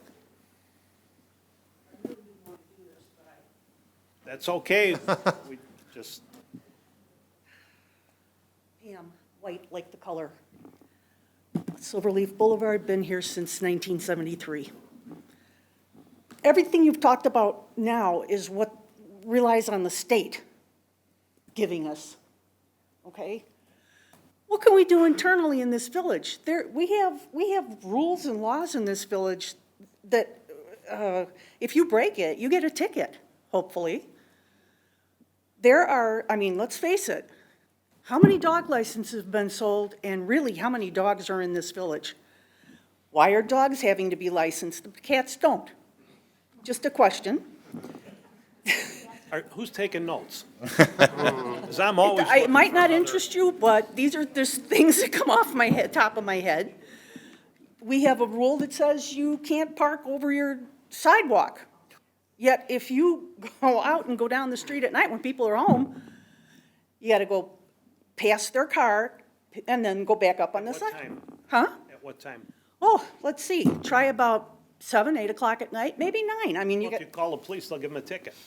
well, I was a community service officer for Glendale Heights for a while. Okay. And I know when I was on my shift at night, that was part of my job, was to go up and down the village streets and see what was going on. Go into the apartment buildings and see if they all had village stickers. Oh, that gets done. Yes. Okay, because this is stuff nobody's talked about, and I'm just wondering. No, those are things that we're already working on. That's why you don't get it. And unless somebody complains, if there's no one going by, where I live, there's sidewalks on both sides of the streets. Some of the parts of town only on one side.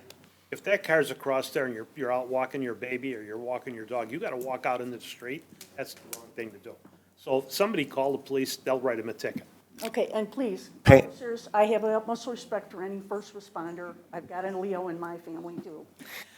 But I assume you would consider that a nuisance call, really, to have to be called to give someone a ticket. Well, they're allowed to park over the sidewalk after a certain hour at night. That's why I asked what time. What's the time, do you Yeah, know? 10.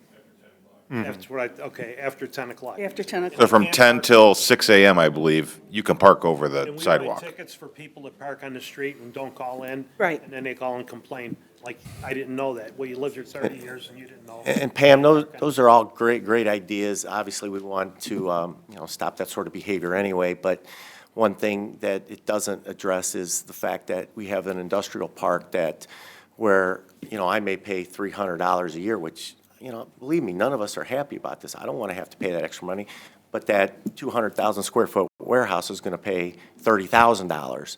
And so, giving out these tickets and stuff like that, that will solve some of that behavior, but we're not talking about the money that we would, receive from that industrial. The industrial park would be off limits to, charging for cats and parking over the driveway and that sort of stuff. Okay, well, you talked about companies moving in and then moving out No, with the TIF. we talked about companies that move their billing department out but stay here. We lost the people that we did lose was like Ditch Witch. Earl's a good friend of mine. My building is right next to his. He didn't want to leave Carroll Stream, but he had no choice because he needs a lot more room. He owns 3 buildings on that block now, but it's still not enough for him. That's how much he's grown. So do I tell him you can't leave? He goes to West Chicago and gets I don't know how many acres of land. West Chicago's got a lot of land. They've got a huge industrial park there with nothing in it that they've been holding back. The technology center near the airport, right off North Avenue, back down Atlantic. I went and cruised through there. That's where he went. I sat and had lunch with Earl, and he just about cried, the owner of Ditch Witch. He does not want to, he didn't want to leave, but he don't have a choice. That's what we live with. All these didn't want to leave either. But when you offer them a piece of property at $975,000 or whatever it was up on the real estate, the building isn't worth that much. The restaurant on the outside, if they tried to buy that, and that's what they wanted, figuring, well, they're either going to buy it or we'll just keep it. So they just kept it, and Aldi's is moving because of that. Well, and the positive thing about and we have a lot of soul searching to do here, but should we enact a property tax? The positive thing is that building owner of Aldi's, that empty building now, guess what? They're going to be paying property taxes, and they're going to be doing everything they can to get that building filled, whereas, without that, they don't have quite that expense. So we're collecting tax money from that failed Egyptian, If it's a whatever it was. Well, we're not right now. But we would if we enacted that property tax, yeah. It just sits there. If we enact the property tax, we would, yes. They'll have to pay property tax based on what the Value. What the assessed value assessed is. value is. I'm sure that'll, the light will go on, and it'll be sold, because the property tax won't be worth it to keep it. Okay, and Now, they are paying tax, I think, to the fire district. To the schools and everything else. Everybody else, but Just we not don't us, get anything yeah. out of it. okay. And what kind of revenue do we get from apartment buildings? What kind of what? Revenue. None right now. We Except don't- for vehicle We don't get stickers. anything, no tax, nothing? Vehicle stickers. Vehicle stickers. Vehicle stickers? That's it. And water, we sell them water and sewer. And when the people move out of the apartments, do they pay for leaving, like It all homeowners depends. pay If for? they're- If they're a renter, no, they wouldn't pay, and the owner is the owner. If it's a condo, like at Carrollshire, and the owner was to sell it, then we would get they have to come in and get a transfer stamp, correct? Correct. And they would pay on the way out, they would pay a percentage on the way out. We've What had is it, several. With we've had three-tenths several of 1%, 0.3%? correct? $3, yeah. 0.3% of 1%. $1,000. Okay, you answered some of my questions, it's just Well, I mean, everything relies on the That's why we wanted to state. do this. Right. Yeah, but, and the state, we all know what the state of the state is, but, it just seems like, I don't know. Pam, just one thing, there's been a couple of questions that have been asked. What else can we do? We've had this conversation, the property tax conversation's been going on almost 4 years. And we as a board decided if it ever comes to a point that we have to have a property tax, we are going to do everything we can to avoid it. And what we've done in the last couple of years is, and it was very unpopular, everyone's unhappy with it, we raised the vehicle sticker for the first time in 25 years. And right now, actually, to date, the revenue is down over last year because people have not bought their vehicle stickers yet. So, and that's a revenue stream for us, and people are not buying their vehicle stickers. We put a gas tax on. While the property owners of the gas stations were not happy, they came to one of our board meetings.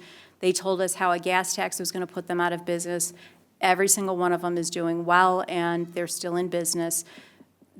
We put a alcohol tax on this past year. What we were looking at is we were looking at revenue streams that are not going to be 100% on the shoulders of our residents. So when you put a gas tax on, we're a pass-through town. We have a lot of people that are passing through town. They'll stop and they'll get gas. They'll stop at the convenience store. They'll make a purchase. They'll buy alcohol. And they're helping to fund our general fund here. But it gets to a certain point where we are running out of options of things that we can. And we've been told we're taxing everything and anything that we can. Some of the positives, though, is we've talked about economic development, and I know Trustee Schwarzy mentioned this, but this is a very big, important point. In the last 8 years, we went from a 25% vacancy rate in our industrial park to about a 4%. What that means is businesses are coming to Carroll Stream. They're tearing down old, obsolete buildings, and they're putting up state-of-the-art facilities. They're bringing in workers. These workers are spending money in our town. So while we may not right now be getting anything from these businesses, we're getting things from their employees. We're getting jobs that are coming in here that we didn't have 8 years ago. And we work with groups like, there's a group called Choose to Page, and we work with them to try and Don can tell you, Don, how often are you talking with realtors and? Several times a week, Every day, and if we had our choice, every single business that came to town would be sales tax generating, if we had a choice, but we don't. That's why, we get a lot of complaints. We have too many fitness centers, we have too many car washes. A business has to stay within zoning, and if they meet our zoning requirements, we can't say, no, you're not the type of business we want. We would prefer if you charged something that brought in sales tax. But we have roundtable discussions, and I think community development in the last several years has done an amazing job. They bring the different groups together. We've brought the industrial park leaders together. We've brought retail owners together. We've brought commercial real estate developers together, and we have roundtable discussions. How can we utilize some of our empty retail space for non-traditional purposes? They gave us some fantastic ideas, and some of them are starting to come to fruition. We do actively go out and try and reach out to businesses and say, hey, come to Carroll Stream, this is what we have to offer you. So we are working very, very hard from an economic development standpoint. I just don't know if that translates necessarily to what the residents see. Unless you're driving through the industrial parking, you're seeing the construction going on, you're seeing the beautiful buildings that they're putting up, you're seeing the parking lots being filled with cars from their employees. That wasn't happening 8 years ago. So there are positives that are going on, and we do have some projects that are upcoming and businesses that are coming in, and they're going to be doing just that. We have businesses that have said, we want to stay in Carroll Stream, so we're going to expand our business. They've put multi-million-dollar expansions onto their businesses so that they can stay in Carroll Stream. So we do have a great story to tell. Unfortunately, we're at that point now where I think we've exhausted almost everything that we could possibly do. And now we're at that tough decision that none of us want to make. But it's time that we have to do what's best for this town. And unfortunately, I think it's going to be a property tax. What's And- where and the speaking- recycling plant used to be? I noticed that's A new building is going in. It's going to be a new warehouse of some sort. a warehouse. Yeah, at this point, I believe it's being built on speculation. But the bright side of that is the schools, the park district, the fire district, they're gonna get a property tax. They're gonna get taxes off of that building that's gonna be far more valuable than the previous building. And speaking of what trustee Frusaloni was saying, in community development, we're working, businesses and real estate people can now go to the village website. Isn't there a whole new? Yes, on the community development page, on the village website, there's a whole economic development section that has all kinds of information. You can look up available properties, available buildings, demographic information, market reports, all that kind of stuff is right on there. Okay. So basically, we can't compete with Bloomingdale because they have a downtown business district. They got that great shopping center. Right. You been through there lately? No, I Ripping it all haven't. down. I'm glad we don't have a shopping center that big, because half of it's gone already. Well, I know that, but Woodman's is supposed to be going in there. And what do you think is gonna happen to Mariano's, and it's gonna He's happen gonna to give them a run Myers? for their money. How much groceries could we buy? I mean, really? Well, I mean, really, they say, At least it's something. No, I know what you're saying, but I mean, it's like, somehow we hemmed ourselves in that we can't attract anything like that. like what? A shopping center of our own. Well, if you look back at the history, in 1959, we were incorporated. Glendale Heights was incorporated in 1959. The village fathers at the time said, Gary Avenue is going to be, this side's going to be where the people live, and this side is going to be where the industrial park is, and then go the other way, south. And they split it there. There was no downtown. We don't have a train station, we don't have a river, we don't have a lot of things that like a Wheaton, and we're not 130 or 140 years old. Somebody just had a 175-year reunion for their town. I mean, look at West Chicago. I mean, some of these towns were around when the Indians were here. I mean, we don't have that. We're built the way J Stream wanted to build it, which was, when you think about it, a marvelous idea where you could work here, ride your bike or walk to here to go to work. And there's a lot of people that do that. I employ people. I'm not big, but I employ people from Carroll Stream. Some of them been with me over 30 years. Then they live in town. They don't have to go far. I got a guy that works for me that works for Mercedes-Benz. He don't need to ever buy a car. He don't drive more than 2 or 3 miles to go to work every day. But I mean, that was the intention that they had. You know, and people that have spent millions and millions and millions to build a river walk and then watch it go underwater, it's walking in a river is what I guess it is. I've been in Naperville. I love Naperville. But I mean, when we have floods, they have worse floods than we do. And it becomes, it's a problem. What could we do to attract it? We could do as much as we could, as much as we have done. Well, and in truth, the industrial park is way more valuable than a commercial area these days because everybody's ordering online. I mean, we could have a Stratford Mall and then 3/4 of the stores are empty and, you know, they get no sales tax from those empty stores. So the internet sales through the industrial park is really where it's at now. That's where we're, If they're collecting tax. if they're collecting tax, yeah. But with all those stores, So wouldn't, Bloomingdale charges a property tax.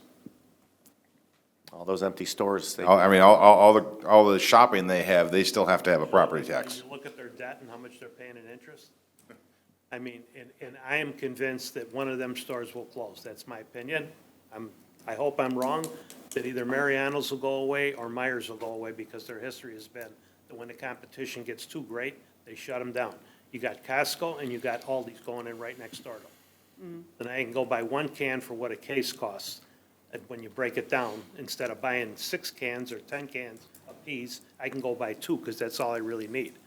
I don't have to have all that shelf space to buy 50 rolls of toilet paper.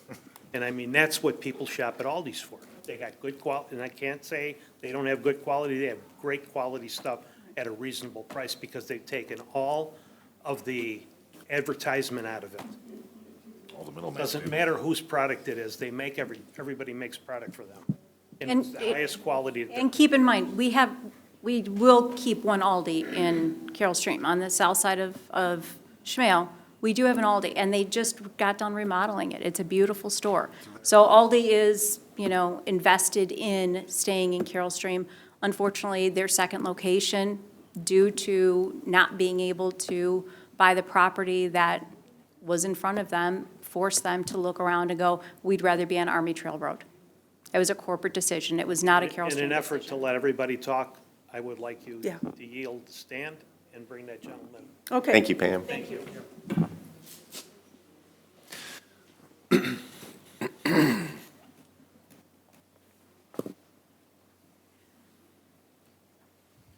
Hi, John Cordell, Cordell. I live just down the street on Hiawatha. My question to you is, I actually applaud you for all the efforts that you've done, and it really seems like you care and you want the best for Carroll Stream. With the state, with some of the recent additions that they've done, that they're hoping to bring in revenue,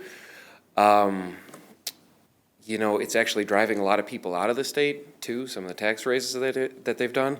How are you gonna handle this if you do implement a property tax? And like I said, you made a compelling argument. How's that gonna work? If we get ahead, we start doing the projects we wanna do, does that mean you're gonna cut back on the property tax? You know, are we gonna have to keep increasing it if people start moving out of the state, like they've been doing? They start moving out of Carroll Stream? We lose some of these big excuse me, if we lose some of these big businesses that we were talking about, how's that gonna affect this? How do you foresee that happening? Well, is exactly what happened, why we want to put a property tax on, or why we're talking about doing it, because when you lose $1 million payer, I mean, I can't tell you who it is, but we have other people that have moved, and it's a substantial amount of money. We have no way of recovering that. And somebody mentions mattress stores. I don't like them any more than anybody else does, but there's enough of them. There's also a tremendous amount of fitness centers going in. I mean, and that affects the people like the Park District. And all of the child care places affect the Park District. I mean, and you take all of that and put it together, so when the Park District, when Primrose opens, and if they lose more of their income, as they did maybe when Goddard opened, you know, I mean, now you got 3 childcare places in a community. Of course, they could feed off of Wheaton, Hanover Park, Carroll Stream, and feed off of Bloomingdale, hopefully. But that's going to affect the Park District. Eventually, they're going to have to raise their taxes again. I'm not speaking for them, but I mean, it affects them. They're losing that business that they make money on. So the property tax is just gonna keep going up like it does for everything else in Illinois? Well, we don't know yet what we're even going to do with a property tax. It could be $1 million, it could be $5 million. We don't know. We don't know what we're going to give up. That's why we wanted we wanted to hear what everybody felt. And we all know. Like I said, I applaud the stuff that you've been doing. I'm not saying you guys are doing a bad job. I'm just worried about the future. And that's why we wanted to open it up and why we had it in the morning, we have it at night, we're going to have it on Sunday morning. And some Jewish residents said, Frank, you picked my biggest I heard about holiday." that the day that you, yeah, today. I'm sorry, I didn't pick it. Thank Bob, he picked the date. John, this is a really hard decision. I mean, and again, where the residents maybe just be hearing about this over the last few months, again, you know, I've heard someone say, we've been talking about this 4 years. I've been on this board for 13 years. And during the Great Recession of 2008, 2009, we were talking about this. And I so moved this in is- here 10 years ago, and I'm looking at what you did to all the other towns. I didn't even know that. I'm Most learning people stuff here don't, at yeah, this most meeting people that, don't. you know, how much you've done for us so far, so. But to answer your question on, you know, nobody's taking this lightly at all. This is one of the hardest decisions we've ever had to even discuss. So to just arbitrarily, for anybody to arbitrarily, and I'm not saying you're doing this, but for anyone out there to arbitrarily think, oh, we'll just continue to raise this every year, that it'll be a simple thing.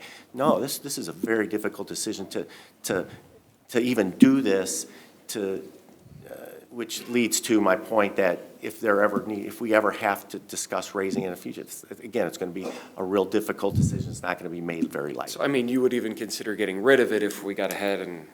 Oh, if for some reason, if Acting the state gets their act together, that's funny. Well, you But- can never say, we can never say what a future board will do. But if you just follow the past history of this board, there was a small property tax in the early 70s, and that was for the Water Reclamation Center.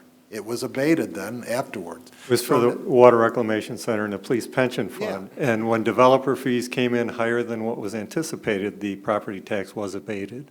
So one of the things that we don't know if we'll get next year, or how much we'll get, is tax on internet sales, which is something new that the state will be imposing next year. So if those come in higher than what we anticipate, there could be an opportunity to abate the tax. Which again depends on how many people we have in our town, which again. Like you said. depends on how many people say they live here when the census comes out. Right. Because if they don't want to be counted, we don't get any money. Yeah. So I mean, it's important that we get as many head count as we could, legitimate, not dead people like some towns do. I mean, we need people that live here, that go to work here, that pay taxes here. We need to know that they're there. We're not going after nobody. That's not our style. We don't do that. But we just, on a per capita, everything the state's doing per capita. The head count's very important for us. Okay. And just the last question, because I'm not familiar with it, honestly. What's like the timeline on this? What is the next step? What do you think? We're By the end of the year. Steps right now. We're running at high speed. We should have done this. I mean, are we We talking should have end of done the this year, 5 years next ago. month? If we imposed it, it would take effect when? Next year? May 1st? Yes. Okay, May 1st. We would have to file with the state in December. So By- we would have by to the make, we would have last to make Tuesday. the decision by November. So that's why we're holding the public forums now, to make the decision. To go back to what you said, I cannot see this board or any future board going crazy with, hey, let's raise as many taxes as we can. We have a very strong and very proud history of being very fiscally responsible. I don't see that changing. I really don't. Not as long as I'm sitting on this board, I can say that. Personally, for me, if we do this, I want to be the role model to the other taxing bodies. So maybe the other taxing bodies will take a look at their tax levy and say, maybe we can back off our tax levy a little bit so that we can save some of our residents some money. Maybe they don't automatically go and request the maximum that they're allowed to get every year. That's what I would like to see happen. To answer your question, the village board would have to adopt a resolution determining a levy this month. So, if they should. Thank you very much. So choose. Thank you very Thank much. you. Thank you. Yes. Put that hand up right on time. Sorry. That's okay. Jefferson, 1207 Hillcrest Drive. So, believe it or not, as cocky as I kind of sounded in the second row, about the mattress store and all that other fun stuff, I actually am not necessarily opposed to what you're proposing, but I'm concerned with the fact that you are, I think everybody here, and maybe I'm wrong, but I know I came here to find out what it would mean to me. And I think I'm a little concerned with the fact that you don't know what that means to me right now. If you have to make a decision by December, and you've been working on this for 4 years, there has to be some sort of number. There has to be kind of some sort of an idea of what you might be shooting for. We have a number. We have, Okay. He gave you that gave you number. the number. Well, per 1 million, What we haven't figured out yet is what we want to take away. Do we want to stop you from buying a vehicle sticker? Do we want to make the garbage bill go away? so, but, We don't know that yet. okay. Right now, this is all, we all have different ideas, which will come to a compromise. But he does know the 231, Right, it was like $61 for a median house Per million, value. right. Per million. I want to know how many millions you're going to ask for. well, how many millions your house worth? I mean, I don't know. Come on, Frank, don't do that. No. I'm being very serious. And I'm Well, serious there too. were options from 6 million to 2 million. I mean, if you're. It was between 2 and 6 million. Okay, Those were the options that were given to us. And that's what I as read. just a feeler of I- where we're at. and I read that in your proposals, and it said that it would be anywhere from $60 a year to $600 a year. Right. And so that's a very big difference. Right. To a taxpayer, right? $60, go right ahead. You know, I could probably spend that at the coffee shop that we have 8 million of. But if it's gonna be $600, and that's this year, and then it might have to increase, then that's a different story. So I think what I would appreciate is a value, you know, what is my maximum? Like, what am I going to maybe agree to? What's the maximum you might ask me for? So if it's 6 million, then that's a number that we all have to kind of chew on, right? And then as far as all of the companies, the big buildings in the industrial section, their taxes, their property taxes is just gonna be based on the value of their building as well? Correct. Same across the Okay, board. so it has to be the same? Yes. You can't adjust that at all? Correct. And then how does that work for apartments? Because obviously now they're not paying anything, but so is their, They still have a value. Of their building? Yeah, it still has a value. Like John had said, the village of Carroll Stream, every single privately owned structure in Carroll Stream is worth roughly, It has a parcel number and a value attached to it. no, but I mean, as a total, you said, what was it, $3 billion. as a whole? Every structure that's not a government piece or church, right? I believe it was around $1.3 billion in assessed value, property assessed value. because I actually think that maybe the man who spoke earlier, who was talking about like a head count, you know, might have been kind of alluding to that, right? How many people do you fit in that apartment? And how, you know, you have a house, you know, your family's, you know, whatever size, right? But you have an apartment that's a 2-bedroom apartment and there's, you know, 16 people living in there. You know, that's kind of Unfair. off balance of what we're paying in property taxes. But yeah, I absolutely understand what you're saying, but I mean, it's, unfortunately, the way property tax rates, it's strictly off assessed value. Okay. It's not by how many people live there, it's assessed value. Okay. And then, so my last question is, when will, obviously you guys are still mulling over what you can take away and put in to come up with that final number. How will we know when you come up with that final number, is there gonna be like a vote for it? I mean, how does that process work? It'll be at village board meetings, correct? It'll be done out in the open, just. It'll be a Okay, public so, but hearing it's, in but I mean, it's November. not going on it's not going on a ballot? No. It's not a votable levy? Correct. This is a decision that you guys are making? Correct. And, okay, so when you get your numbers, better crunched and together, will there be another announcement for maybe like another public forum? There will be a public hearing in November. Okay, Yep, it's required by law. okay. Thank you very And all much. this information will be on the website, on the agendas, so take a look at the agendas. And apparently your very popular Facebook page. Well, thank you for following. Anyone else?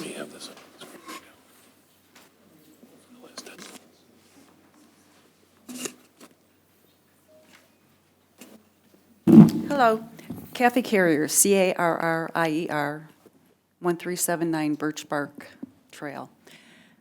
We're talking about implementing a property tax. In my opinion, it's a done deal. You're going to do it. You're moving forward with it. We also talked about exhausting every option, but I would like to know if one of those options, and I spoke to a couple of you already, is going to be adult use marijuana. I know that some of you are opposed, very opposed to it, but that's an option for income.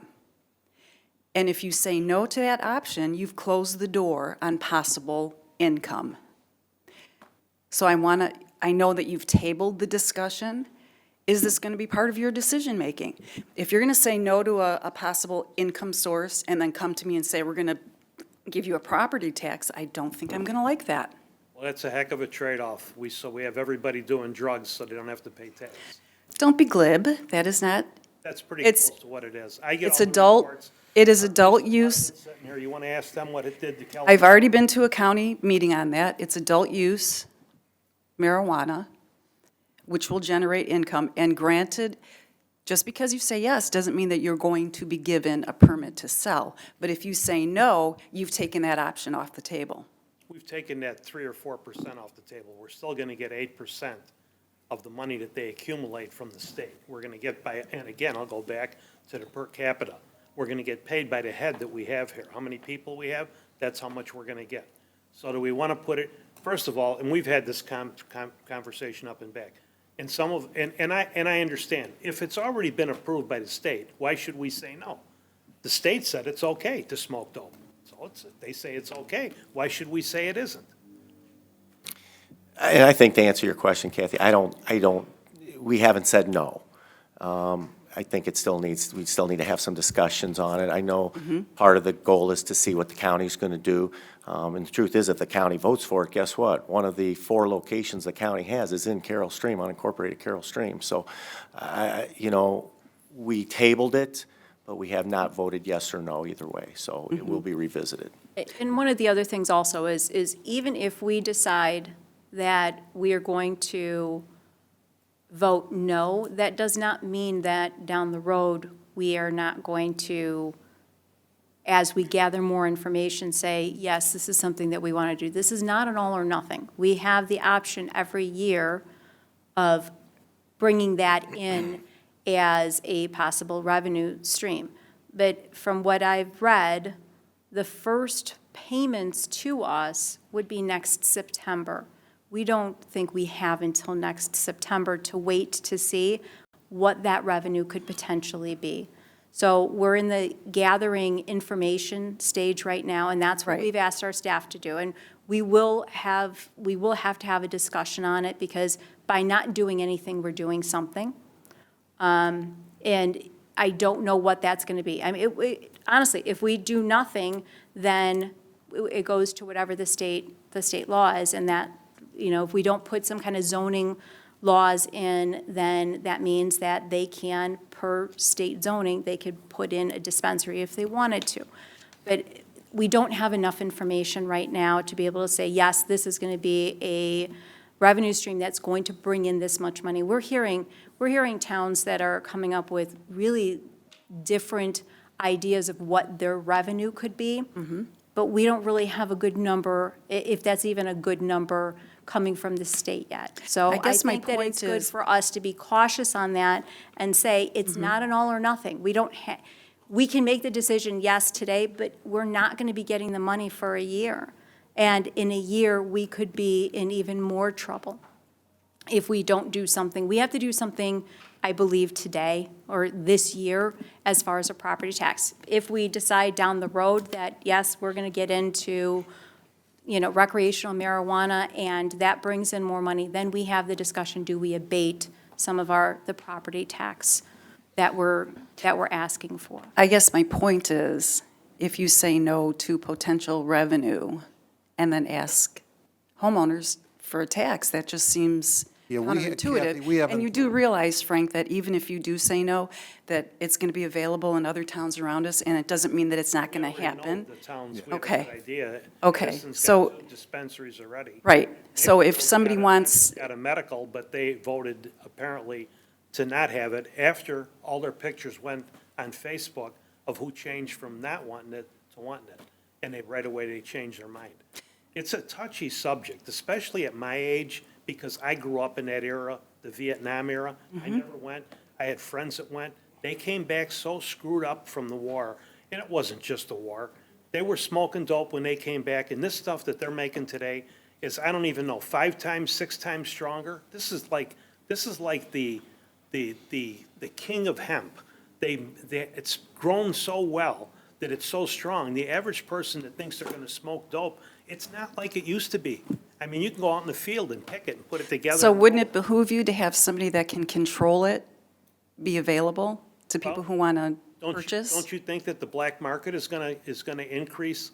I'm not saying Black market no. is I'm around not for saying everything, yes. right? We haven't come to a conclusion yet. You can see, I mean. I guess my point is, are you going to at least continue the discussion and just not shut it out?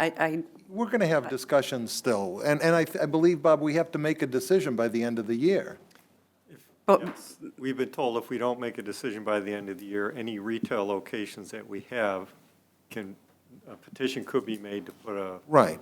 recreation. So we'll be making a decision. And again, we've asked John, our finance guy, to try to gather numbers, and the numbers Aren't there. aren't there right now. Well, so. you're suggesting it. Do you have any numbers for us? Is there any that you? it's a new industry, Frank, I don't know. That's, But to say no to potential income that could be there just seems counterintuitive. but,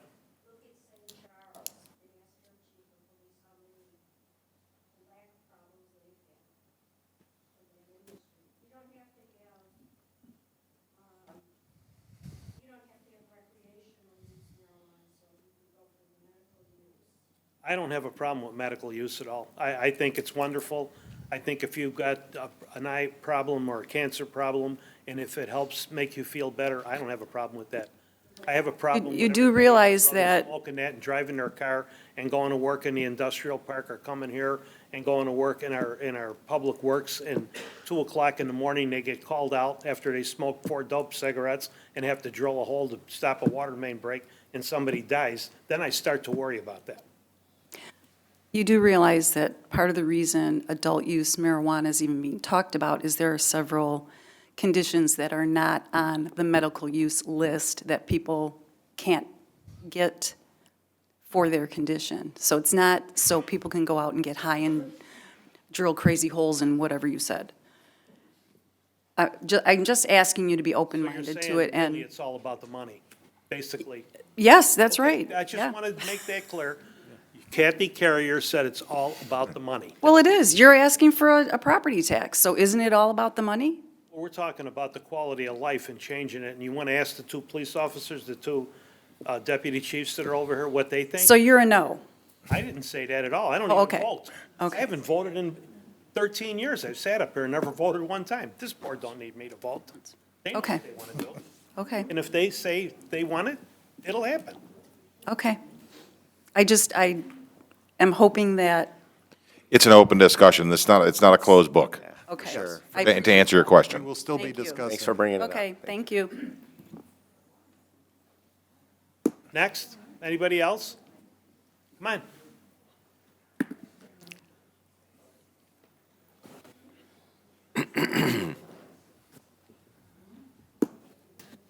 I'm John Howland, Howland,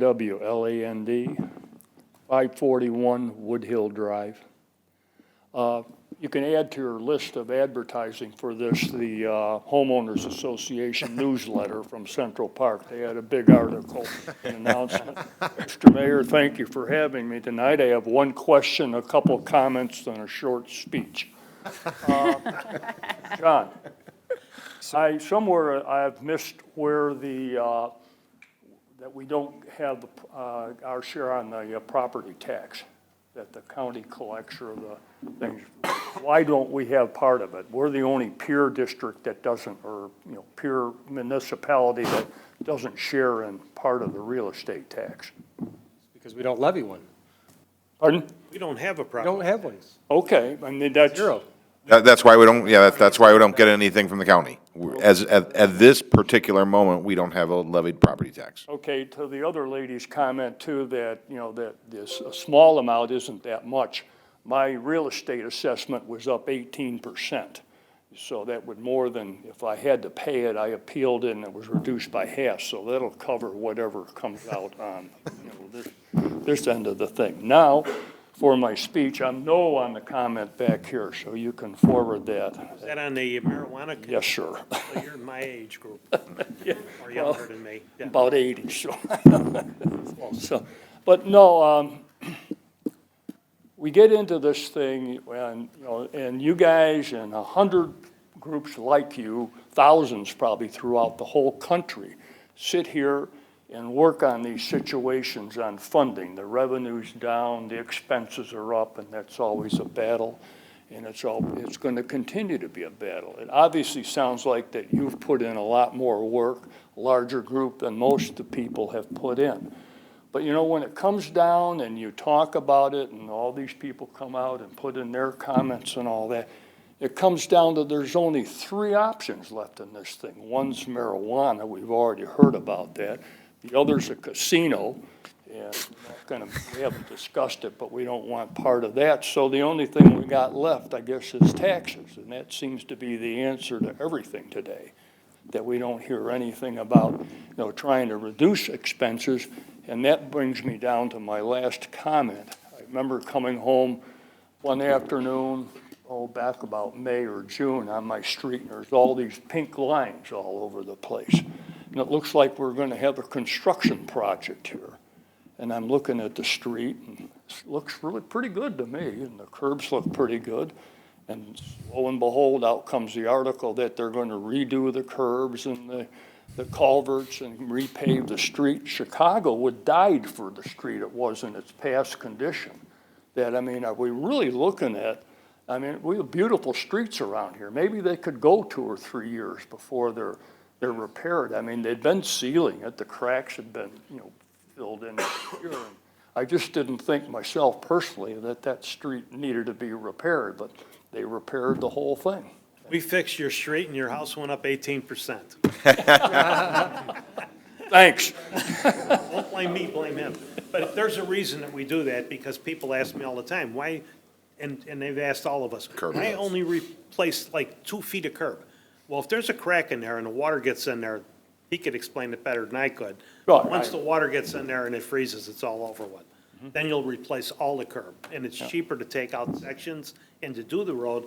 That was my big thing when I first took over. Why do we spend so much on the roads? Well, if you don't do this now, this is what it's gonna cost later. So we can spend $300,000 or $400,000 now, or we can spend 1.2 million 2 years or 3 years from now.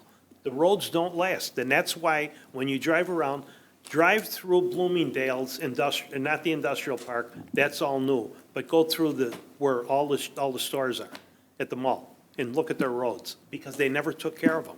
No one ever put any money back in them. West Chicago's the same way. I love those mayors, they're good friends of mine. But the infrastructure that they don't have the money to put in there.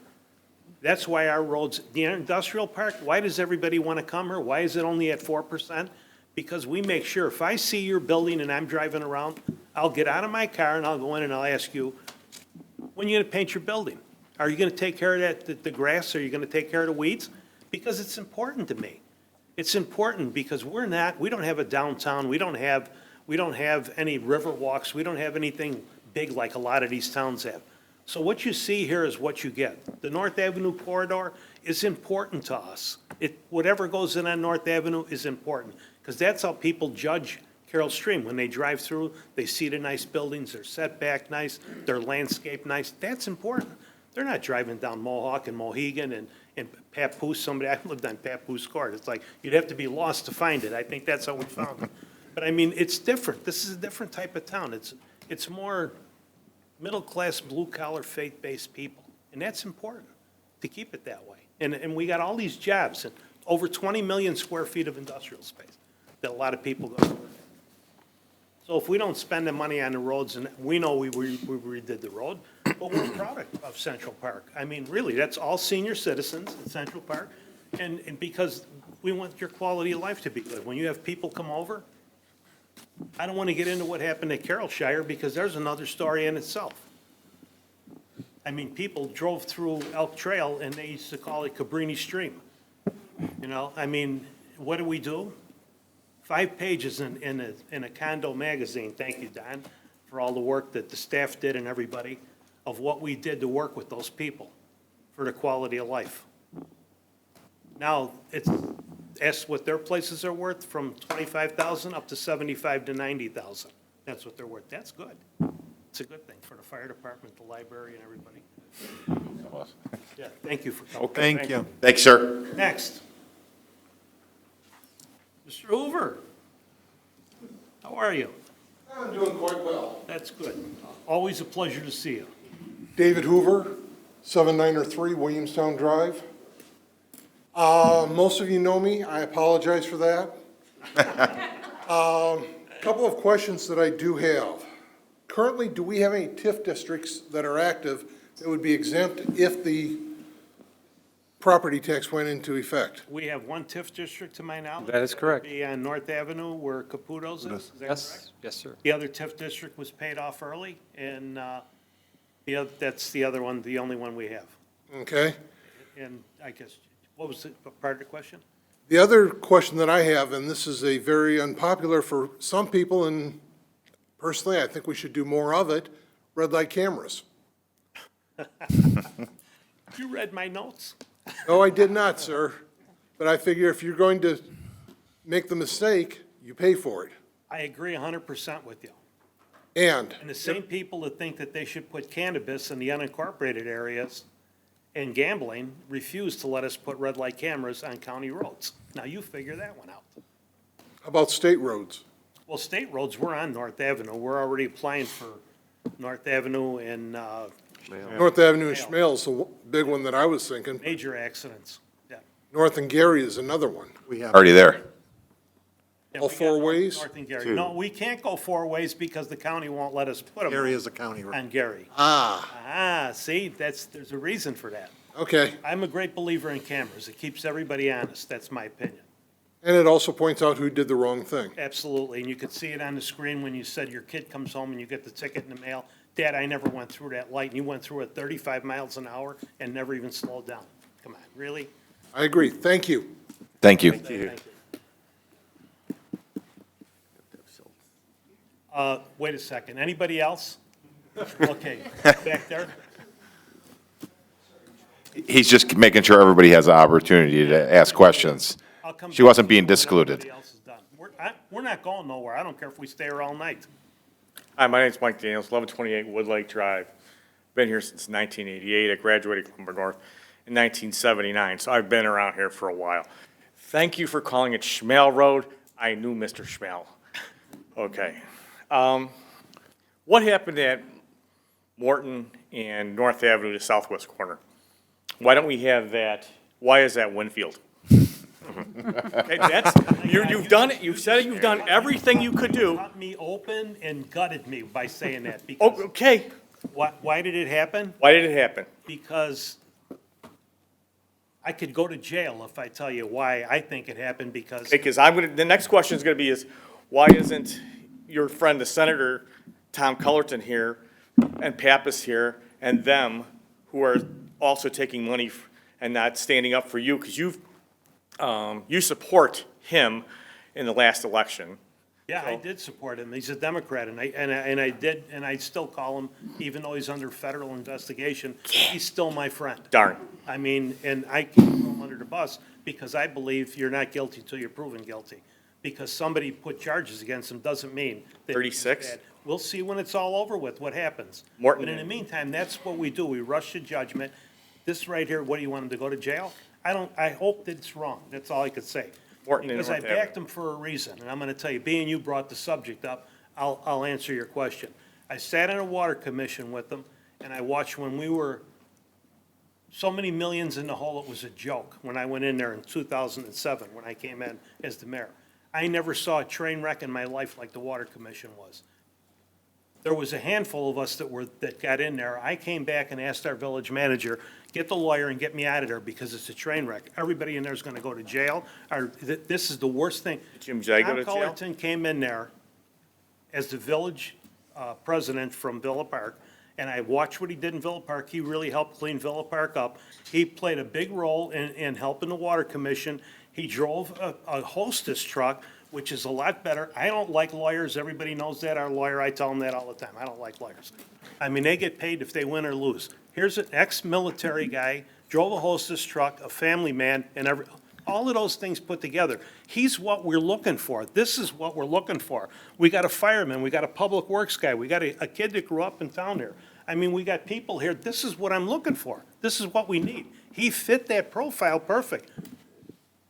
What happened before that, I don't know. I didn't know him before that. So why did I back him? I think to you it was a big thing. To me, it was a big thing. For me to walk around in Central Park with a Democrat, this is what I got. He's a Democrat. He's a Democrat. So you think he's got something, like a disease? And they go, no, but he's a Democrat. You're Republican. You did a good job cleaning up Villa Park, because I did a water main job for Lombard, and the red buildings out on North Avenue there by Gray Street, I was there when they had 2 shootings in one day, so he did a really good job Well, there. everybody has problems. Hanover Park had problems. We've had, everybody has problems. Glendale Heights had problems. Glendale Heights had a lot. I mean, we all have problems. That ain't gonna go away.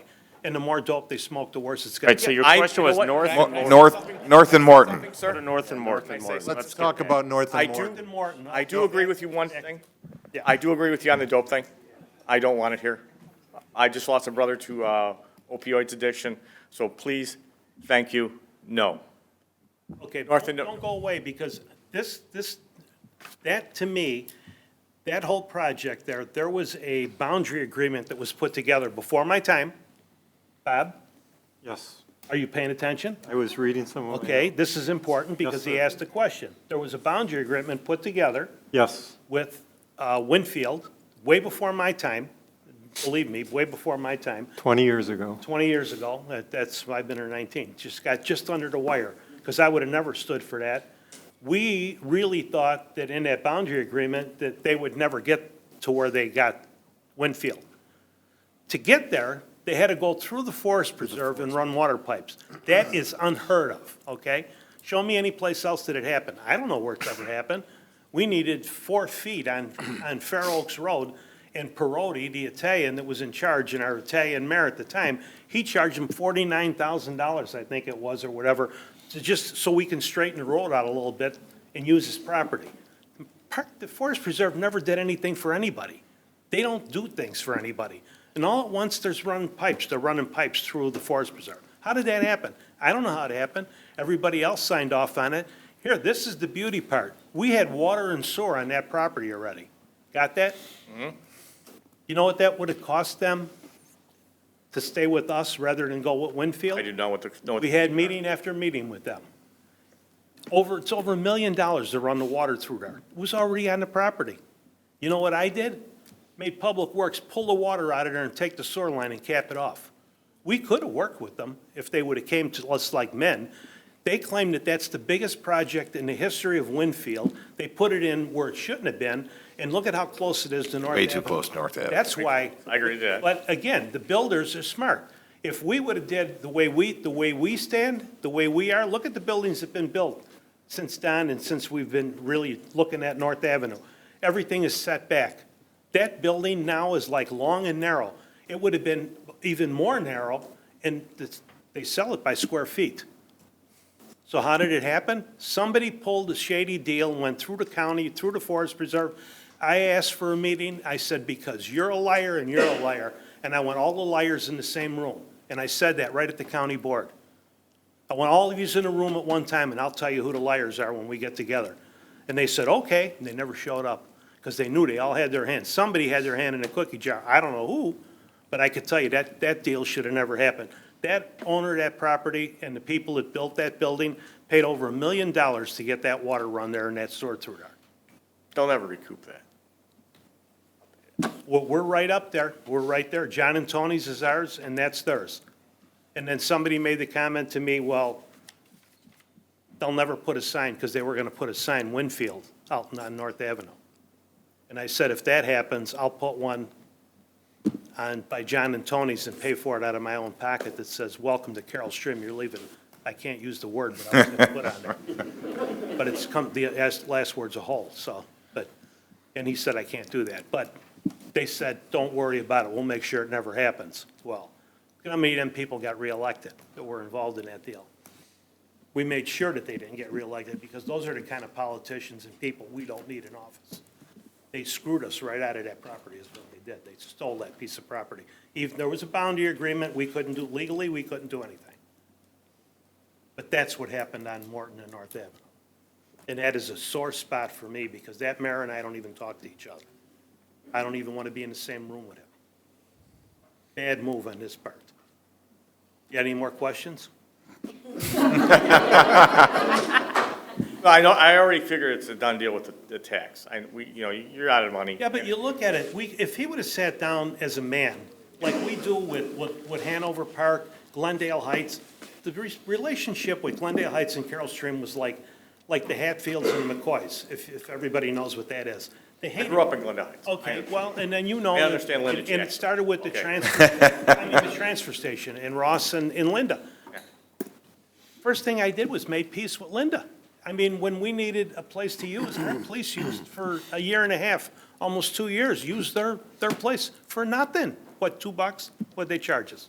$1, $2, $1 a year. You use their range too, still. I mean, and the relationship, when we had them come in here and we thanked them, their chief got up and said, thank you for coming and using our place, because our police now work better together than they ever did. That's how we do things. That's how you work with everybody. So I can work with West Chicago, and I could work with Bartlett and Winfield, and not Winfield, I don't put them on my list, we jump right over them.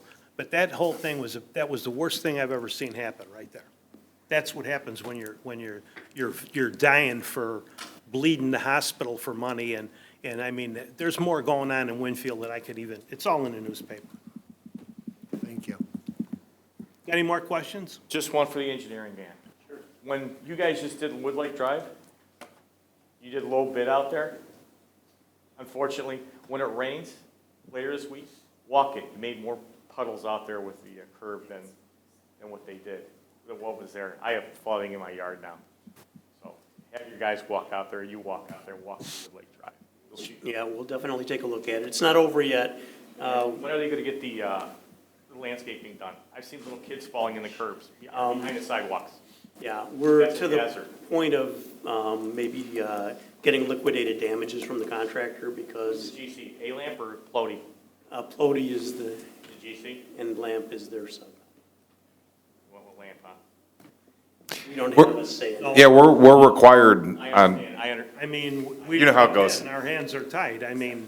But go out there and look. Yeah. You got more I problems. apologize. We're trying to do the best we can. Thank you. Thank you. You're welcome. thanks. Anybody else on this side? No? Yep, Mr. Garvey? Well, She should go first. Yeah, she should Well, go first. okay, come back up.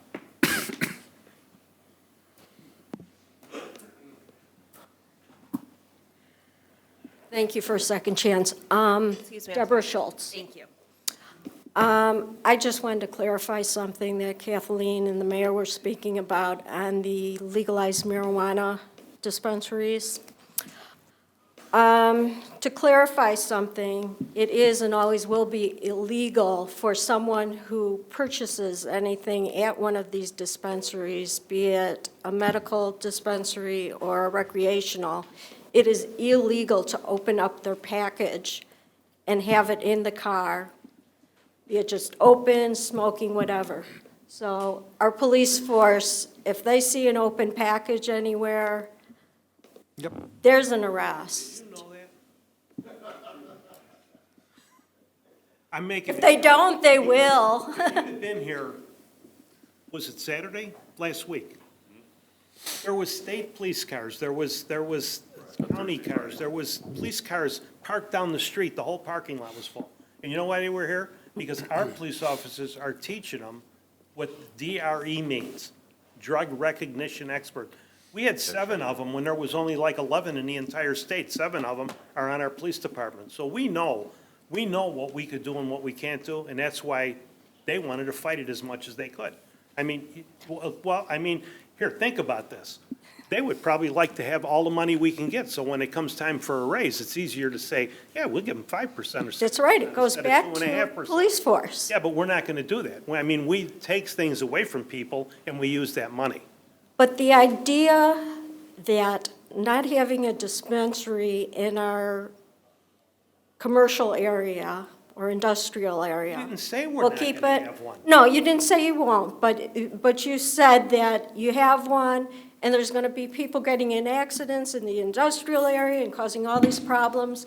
I'm telling you, they can't open the package, and if they open the package, that's something the police could get them on before they even see whether or not they are. Smoke the dope at home and then get in their car in the morning and go to work. That's what I said. I didn't say we're Okay. gonna walk out of the dispensary and start smoking and But roll a cigarette. wherever they get their legal cannabis, it will be in our town. It will be in our streets, it will be in our school, it will be in your home. Not in my home. And, Maybe. well, okay, well, It'll be in mine. I can guarantee you that. I live next to a fireman, he might not like that. But anyway, what I'm saying is, it's here, it's going to be here, it's an added 3%, if it's right, I'm not sure the exact number, 3 or 3.5%, that would go to the village. And as it comes to law enforcement, our police are going to be picking up people from wherever town they get it. It's another potential source of revenue for Carroll Stream. And if the police see that package open, there's another source of revenue because they're going to arrest them and you're going to get money from that too. I want to clear this up before you take credit for this. We've already had conversation that if we let that come in, all that money, the 3 or 3.5% is all going to the police department. Every It's penny the of only this place it can go, They don't if I know that. understand They it. don't know that, but we've talked about it. And that's Am I right, Mr. it's a good thing. 8% would go to police, but the 3% plus the So the 1 and 1. 8%, yeah, I would got go it to back. I'm sorry, the 3 point goes what? That would go to the general corporate. The fund. 3% Okay, is what a they're municipality going to your costs, general right? fund. Yep. But it's going, if there is an illegal act, a They're person gonna will need get every arrested. penny that they can get, believe me when I tell you that. And we will be having more discussion on this. Well, I hope We you, certainly I will. hope you won't dismiss it, considering you're telling us you need more revenue. And it's something that could be sold in a small area. I'm not advocating any kind of drug abuse by all means. And Mayor, you are correct. Marijuana today is not the same marijuana you had when you were in college. But nonetheless, it is Never had legal. any in college. Yeah, wherever, but it is legal, it's potential income, and if you don't do it, it's gonna come out of Bloomingdale or West Chicago or Hanover Park, and those people will be driving in our town, they will smoke it in our town. As long as it exists, we should get the revenue in order to control the situation. We will be discussing this again. Okay, So thank you. needed to clear that up. so Thank you. They were talking about, thank you. Thanks, Deb. Mr. Garvey?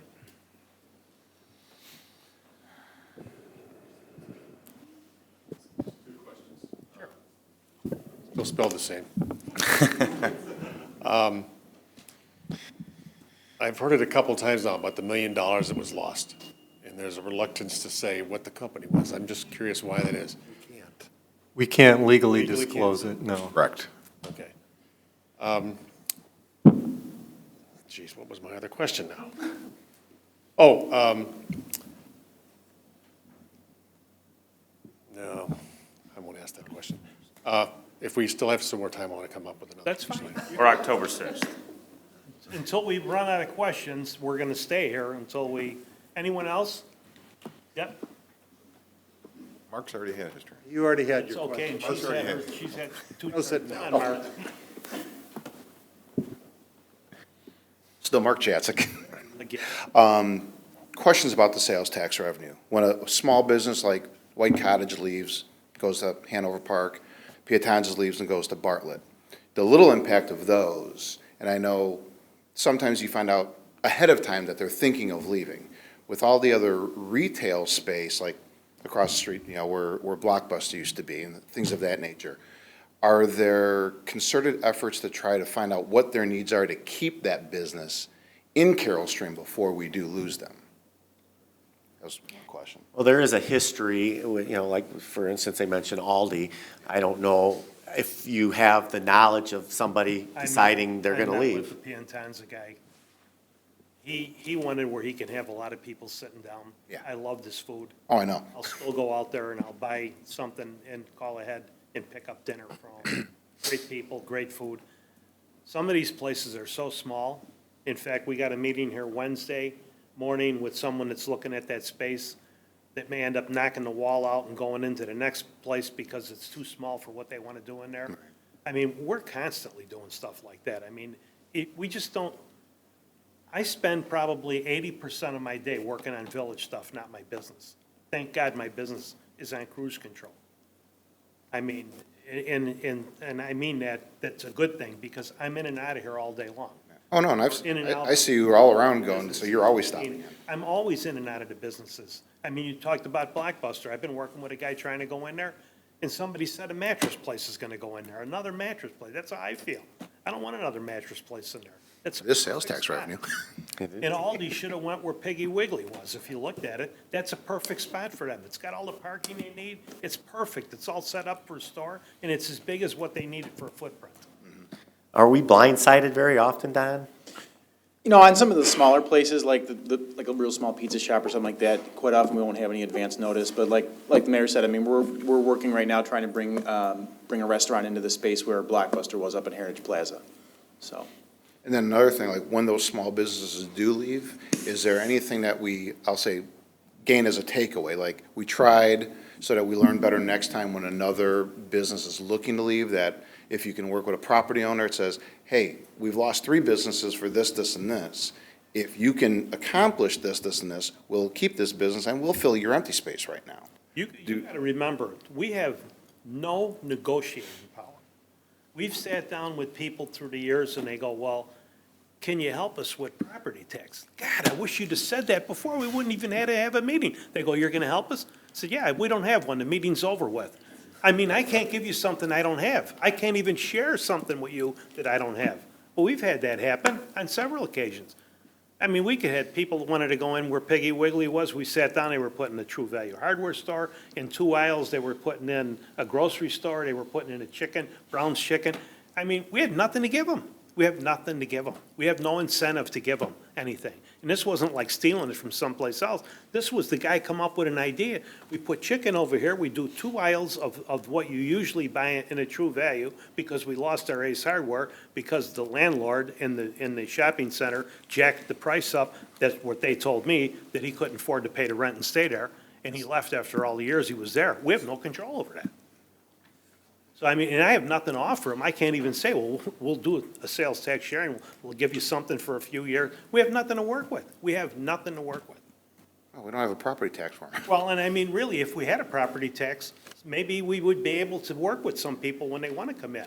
I'm not saying we're ready to give it away, but I mean, to attract a business that's going to pay property tax and it's going to pay sales tax, we'd be stupid not to. You look at the move we made across, and I'm not bragging about that because this crew made a heck of a move, buying a house on the corner of Dale.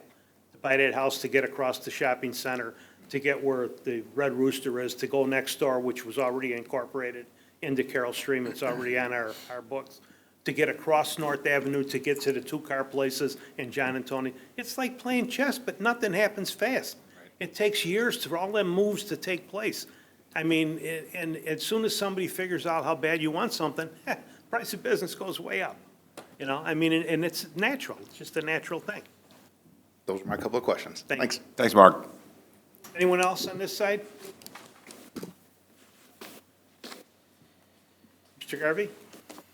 Got that second half? Okay. What's the consensus that you're hearing from the industrial park? What is what? Imposing the property tax. Have you had any feedback on it? This is all residents that have been coming forward that I can tell. No, I don't, you know, I'm in the industrial park, and if it was up, if my decision was what I said, could we do it just in the industrial park? And they said, no, you can't. I mean, I don't want to put the burden on, we're your neighbors. We're not just people set up here, we all live in this town.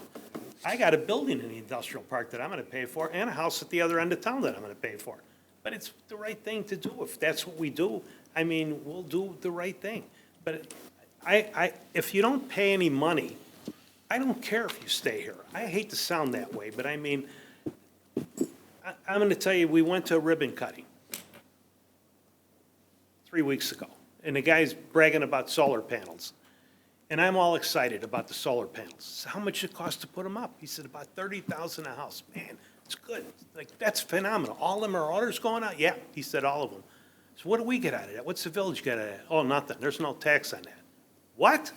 So I don't get a property tax. I'm not going to get nothing on a $30,000 sale, and they're all from out of town. Where's the advantage of me going to ribbon cutting? To do what? I mean, I think I made that pretty clear to our, yeah, not going to do it. I'm not going to cut any more ribbons. If they don't produce something for the village, I can't waste my time, because there's other things that we could be working on that we do work on. So do you get any feedback from? Don, have you heard any Mercedes feedback or- from? Yeah, the Chamber of Commerce, I spoke with them the other day, and they've not had many Nothing. people weigh in on it, no. She hasn't said anything, and yeah, They- I'm in the So industrial no park. resistance then? As of, I mean, I would suspect that we've had 30 people this morning and 50 or 60 tonight. We'll probably have that much on Sunday. I mean, None of them have worked right. industrial. None have been, outside of Frank. Yeah. and my friends that are in the industrial park, I mean, they know I'm not going to say I'm personal friends with a lot of them, but there's a lot of them that we fundraise with and do things with that they're good people. But they understand where we are. And they understand the importance of having the industrial park kept up the way it is, and having, lucky enough to have North Avenue the way it is, and no viaducts and no weight limit, basically, I won't say unlimited weight limit, from where we are back to 355 to go any place you want to in the Midwest. That's a big key for us. Yeah. Okay. Thank you. Thanks, Son.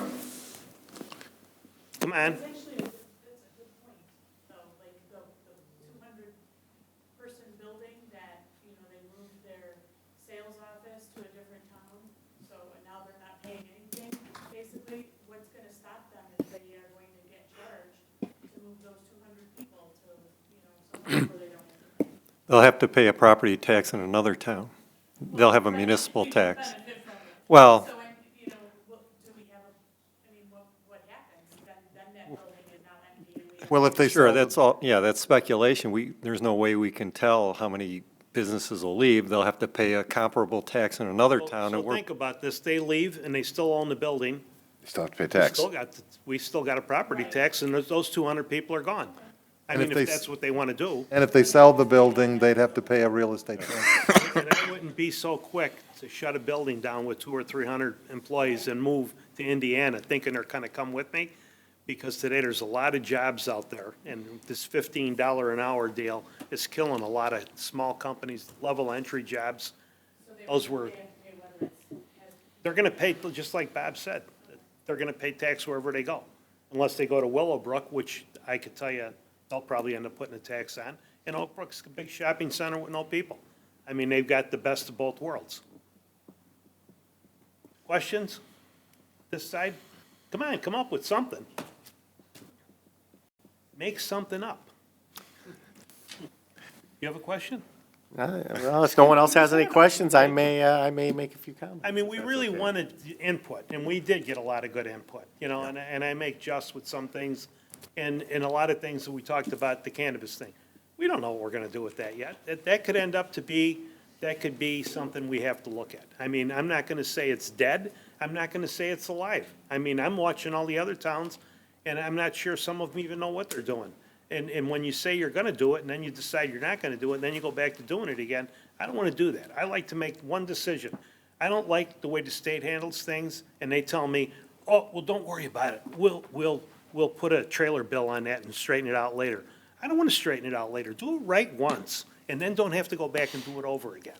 And if we could do it once and do it right, then we got it right. And if we do it, it'll be done the right way. That I can guarantee you. We'll put enough effort into it to do it the right way. Because that's the way we try to do everything. And we're lucky we got a staff that we have to be able to help us get through the hard times. So go ahead, Greg? I was just gonna, really just thank everyone for their thoughtful and educated responses and discussions. It just shows that I think everybody that's in this room really loves our town, Carroll Stream.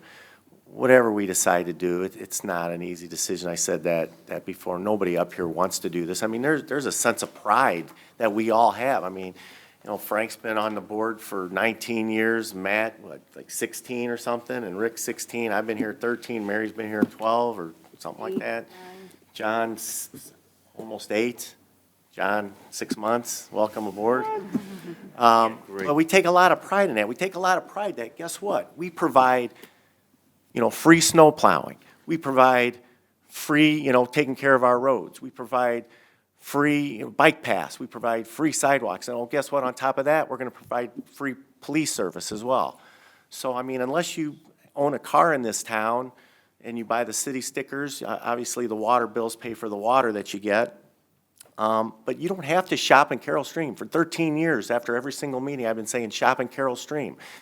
Because that's how we get our revenue. If you get your gas in Bloomingdale because it's 4 cents cheaper, guess what? We get nothing. So there's a lot of pride. This is not an easy decision. All of us feel terrible about this. We don't like having to even discuss this. But, we all care about this town as much as all of you do, and we're trying to do the right thing. So that's all I want to say. Thank you. Thank you. Well, this is where we're at, and we wanted to share it with everyone. Like Greg said, it's a tough decision.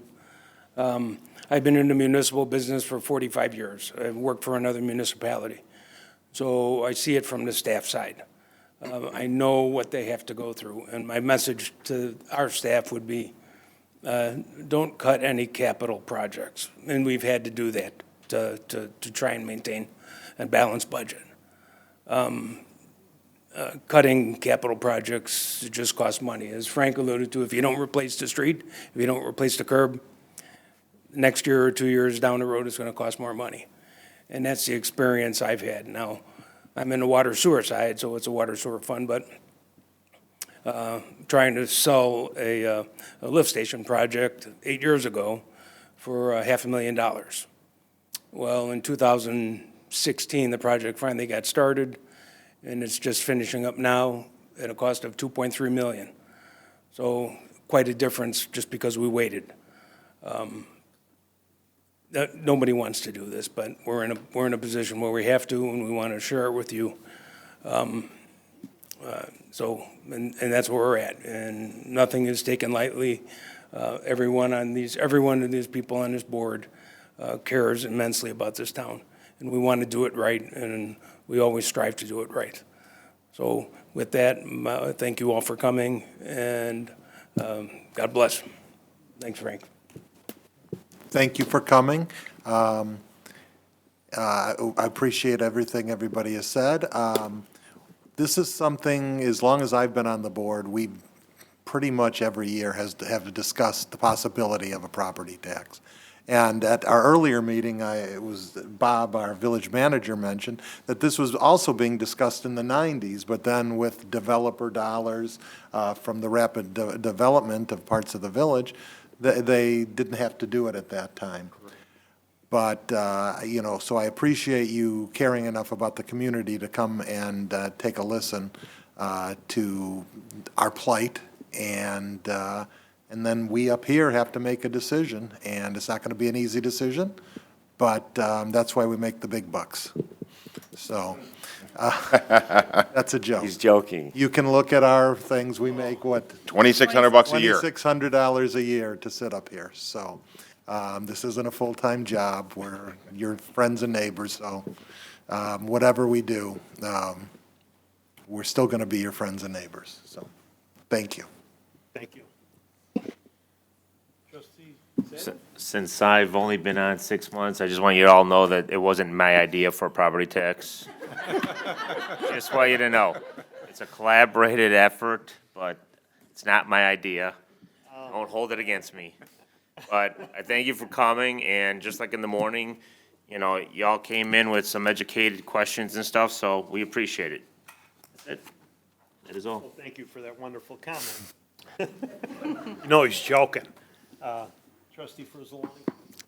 I just want to say also, thank you for coming in. There's been a lot of social media coverage on this, and I think it speaks volumes that we had a full house this morning. We had a full house tonight to come in and get the facts, because there has been a lot of misinformation or confusing information. There's been a lot of speculation, a lot of rumors.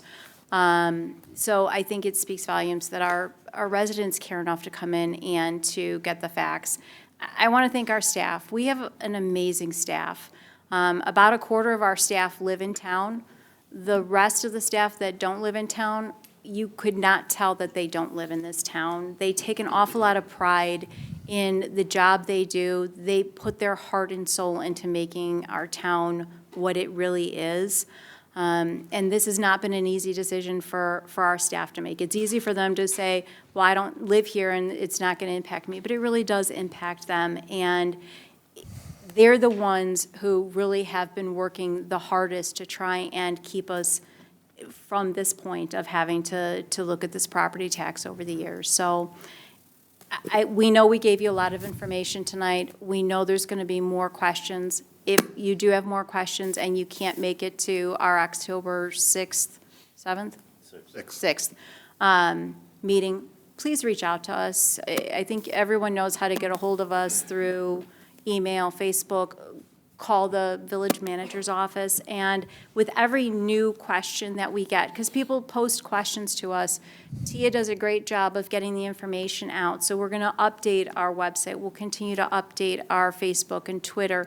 So as more questions come in about this, believe us, we will get the information out there. And when the ultimate vote has to be done, it will be publicized. We will let people know. It's not going to be a forum like this, but it will be at one of our regular board meetings, and it will be advertised that there will be a public meeting, and part of the public meeting is people getting up that can make public comments and ask questions before it goes to a final vote. So thank you so much for coming out tonight. Well, I'll agree with everybody else said, so we don't have to repeat that again. But the biggest thing is, yes, we're listening to you too. Thank you for coming out and watching it, but we're listening to the questions. We're listening to, are we making sure that all revenues, that we went after everything, whether we like it or not? Are we making sure that businesses, that we're going after every business we can? We're listening to those questions.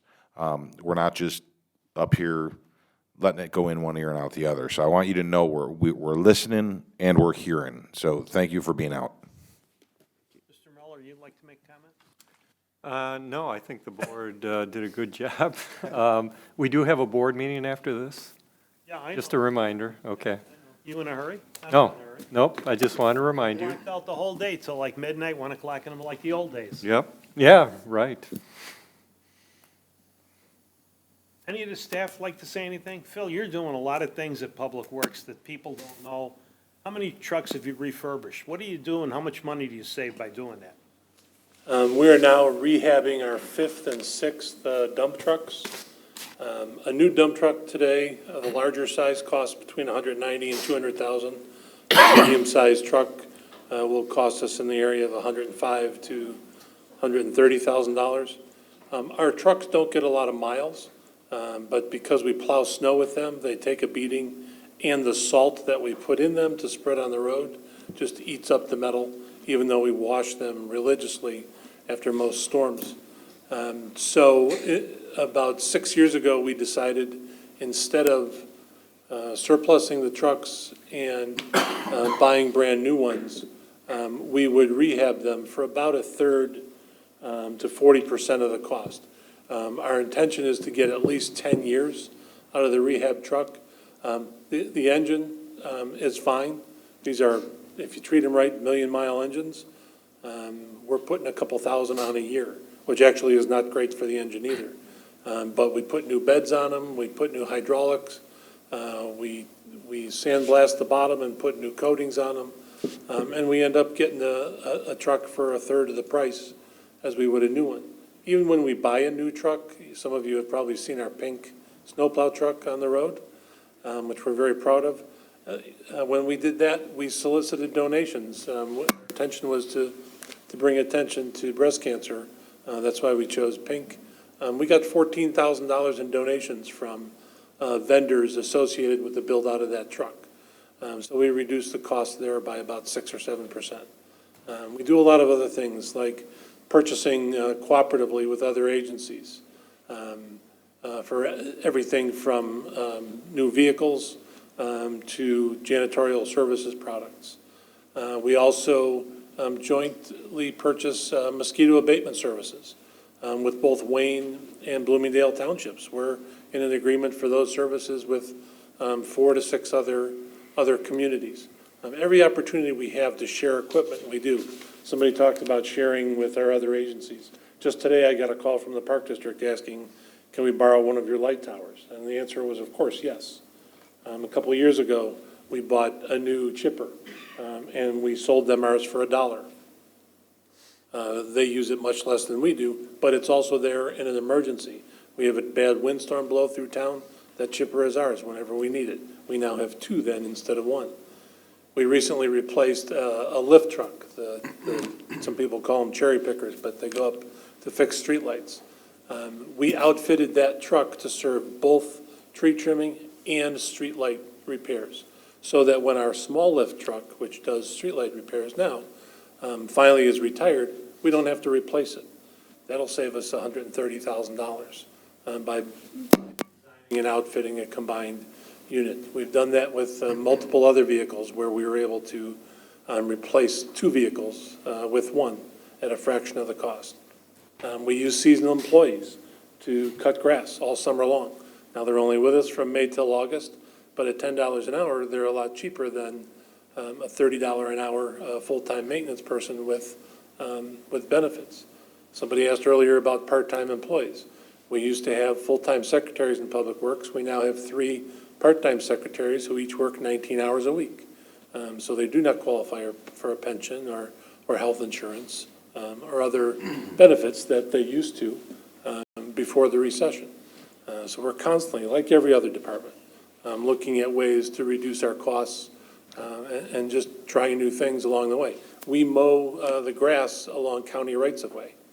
Now, the benefit of that is we mow it more frequently than they would, so it looks better. Some of these county roads are high-profile areas in our town, but they also pay us. I'm covering all my costs, and don't tell the county, but a little bit more than my costs to mow their grass throughout the year, and it looks better.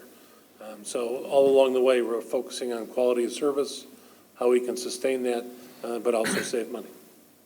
Thank you. We do a lot of things, and a lot of people don't know what we do. I'm not taking credit for that. Nobody up here could. That's his job. He's a great public works director. His experience in running a village in Willowbrook is phenomenal. I mean, when you look at it, we do things, and we don't put everything that we do because we don't feel it's necessary. It's what we do. It's what he does. It's what Bill Cleveland does and what Jim Knudsen did before him and John Baytek trying to make numbers where we don't even know what we got to work with, and yet we're trying to make it work. Well, what we got, what do we have? I don't know. Our police department, I know a lot of people think our police department writes too many tickets. They don't, as far as I'm concerned, they could write more tickets. When I see a room full of state police and sheriff's departments and towns that are 5 times bigger than we are sending their police officers here to have our police officers train them? I mean, come on, that's really what it's all about. I'm gonna end this with, I want you to think about some of the things that were said. I want you to think about the fire district. I want you to think about when you're grabbing your chest, and you know that fire truck that's gonna pull up there, while some ambulance might be out on North Avenue, pulling some drunk out of the car that just crashed his car. That fire truck pulls up, and there's someone on that fire truck that can help you and save you. And they're all equipped the way it should be. They just got a new fire truck in there that they let the firemen equip that fire truck. They made them design that fire truck, so the faster that they can get to that equipment, the faster they can save your life. We're working with Northwestern Medicine with the stroke truck, because our fire department is that good that they'll work with the fire department. I'm not saying that because he's sitting here. I'm saying it because it's the truth. Look at the schools. We have the best school districts. I'm not gonna say, maybe there is better, but from what I see here, from the beginning to the end, if you don't want an education, you ain't gonna get it. So don't get angry because you're paying property tax. I don't have any kids in school anymore, but they all went through school. I look at the library. I don't use the library. I don't even have a library card. I got an iPhone. I don't need a library card. I mean, for me, that's good enough. I'm not gonna go sit there and read a book or do I don't have time for that. But I mean, the stuff that we have in this town, we're all here for a reason. Because we really love this town. I love being safe. I love being, if something happens to me and I know the fire department's gonna come, I know they're gonna do everything they could to save me. Not because I'm the mayor, because I'm a citizen here, and that's what they do. And the library's gonna help me as much as they could. And it's like that with every taxing body we have here, and that's why we work together. People don't know how we work together. It was brought up tonight. Nobody knew we were having meetings. We've been having meetings like this for a long time. But that's how you feed off of each other. That's how you help each other. You just heard Phil say that we're working with other places. We share equipment. We share. If we have a tree storm, when we had the big microburst, we had people coming in from Hanover Park, just tell us how many rigs you want in there. Sending people, they don't want any money for it, but we do the same for them. And that's when you start working together and you have that relationship. And it isn't always easy to keep that relationship, but it's something that we have to work, and we work hard to do. So I appreciate what you're doing. I appreciate you putting all the numbers together. I know this hasn't been easy. We're doing a budget, and when's our next budget cycle due? We actually start the budget season usually in November, so. And I mean, we're gonna come into that redone pretty this tired, but. 3 times. We redone this, and we shouldn't even be doing it till November. But I mean, that's how, we don't know what we're working with. And I hate to sound that way, but we're at everybody else's mercy. Whatever the state wants to give us, they give us. And I worry about if the history of the state of Illinois doesn't come to everybody's mind when they say, we want to hold the money, we'll take care of it. Oh, my God, they'll take care of it. Look at their $130 billion in pension money alone in the hole. Now they're talking about putting all of the pension money. They want to take all the money that the fire department has, the police department, and put it in one big fund. And who's going to be in charge of that fund? We can't let them do that. They can't be in charge of that fund. I've got people begging me from fire districts and please don't ever let that happen. I want only 1 vote, if I even get a vote. But those are the things that we face every day, and it doesn't get any better. We try and work as hard as we could for all of you and for all of us, because we're your neighbors. Whatever we do for you, we're going to do for us. Whatever you're going to have to pay, we're going to have to pay.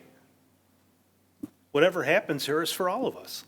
And that's really what this town is about. We're different than most towns. We're just not the same. And I mean that when I say that. I got friends all over. I love the people in this town. I love being able to sit down like we are here and talk and communicate with each other. I have a different, my personality is different. What you see here is the same way that I am if I'm with my friends that I grew up with, wherever I'm at, if I'm doing fundraising and we're doing whatever we do that I do, I'm the same exact person, except every once in a while I might drop a bad word. Depends on, but here I've been able to, 13 years, I haven't dropped 1 bad word yet, no matter how upset I get. But I mean, what you see is what you get. I don't want to change. I don't want to be a suit that walks around, and that's not me. So me, I'm a people person. So with that, thank you all for coming. I appreciate it. Everybody go home safe. And if you want to come back with more ideas when we do the Sunday thing, you're all welcome to come back. Thank you. So I want to adjourn this meeting, and then we'll be able to go in there. Motion to adjourn. All in favor? Aye. Meeting's adjourned. Take five? Take five. Take five.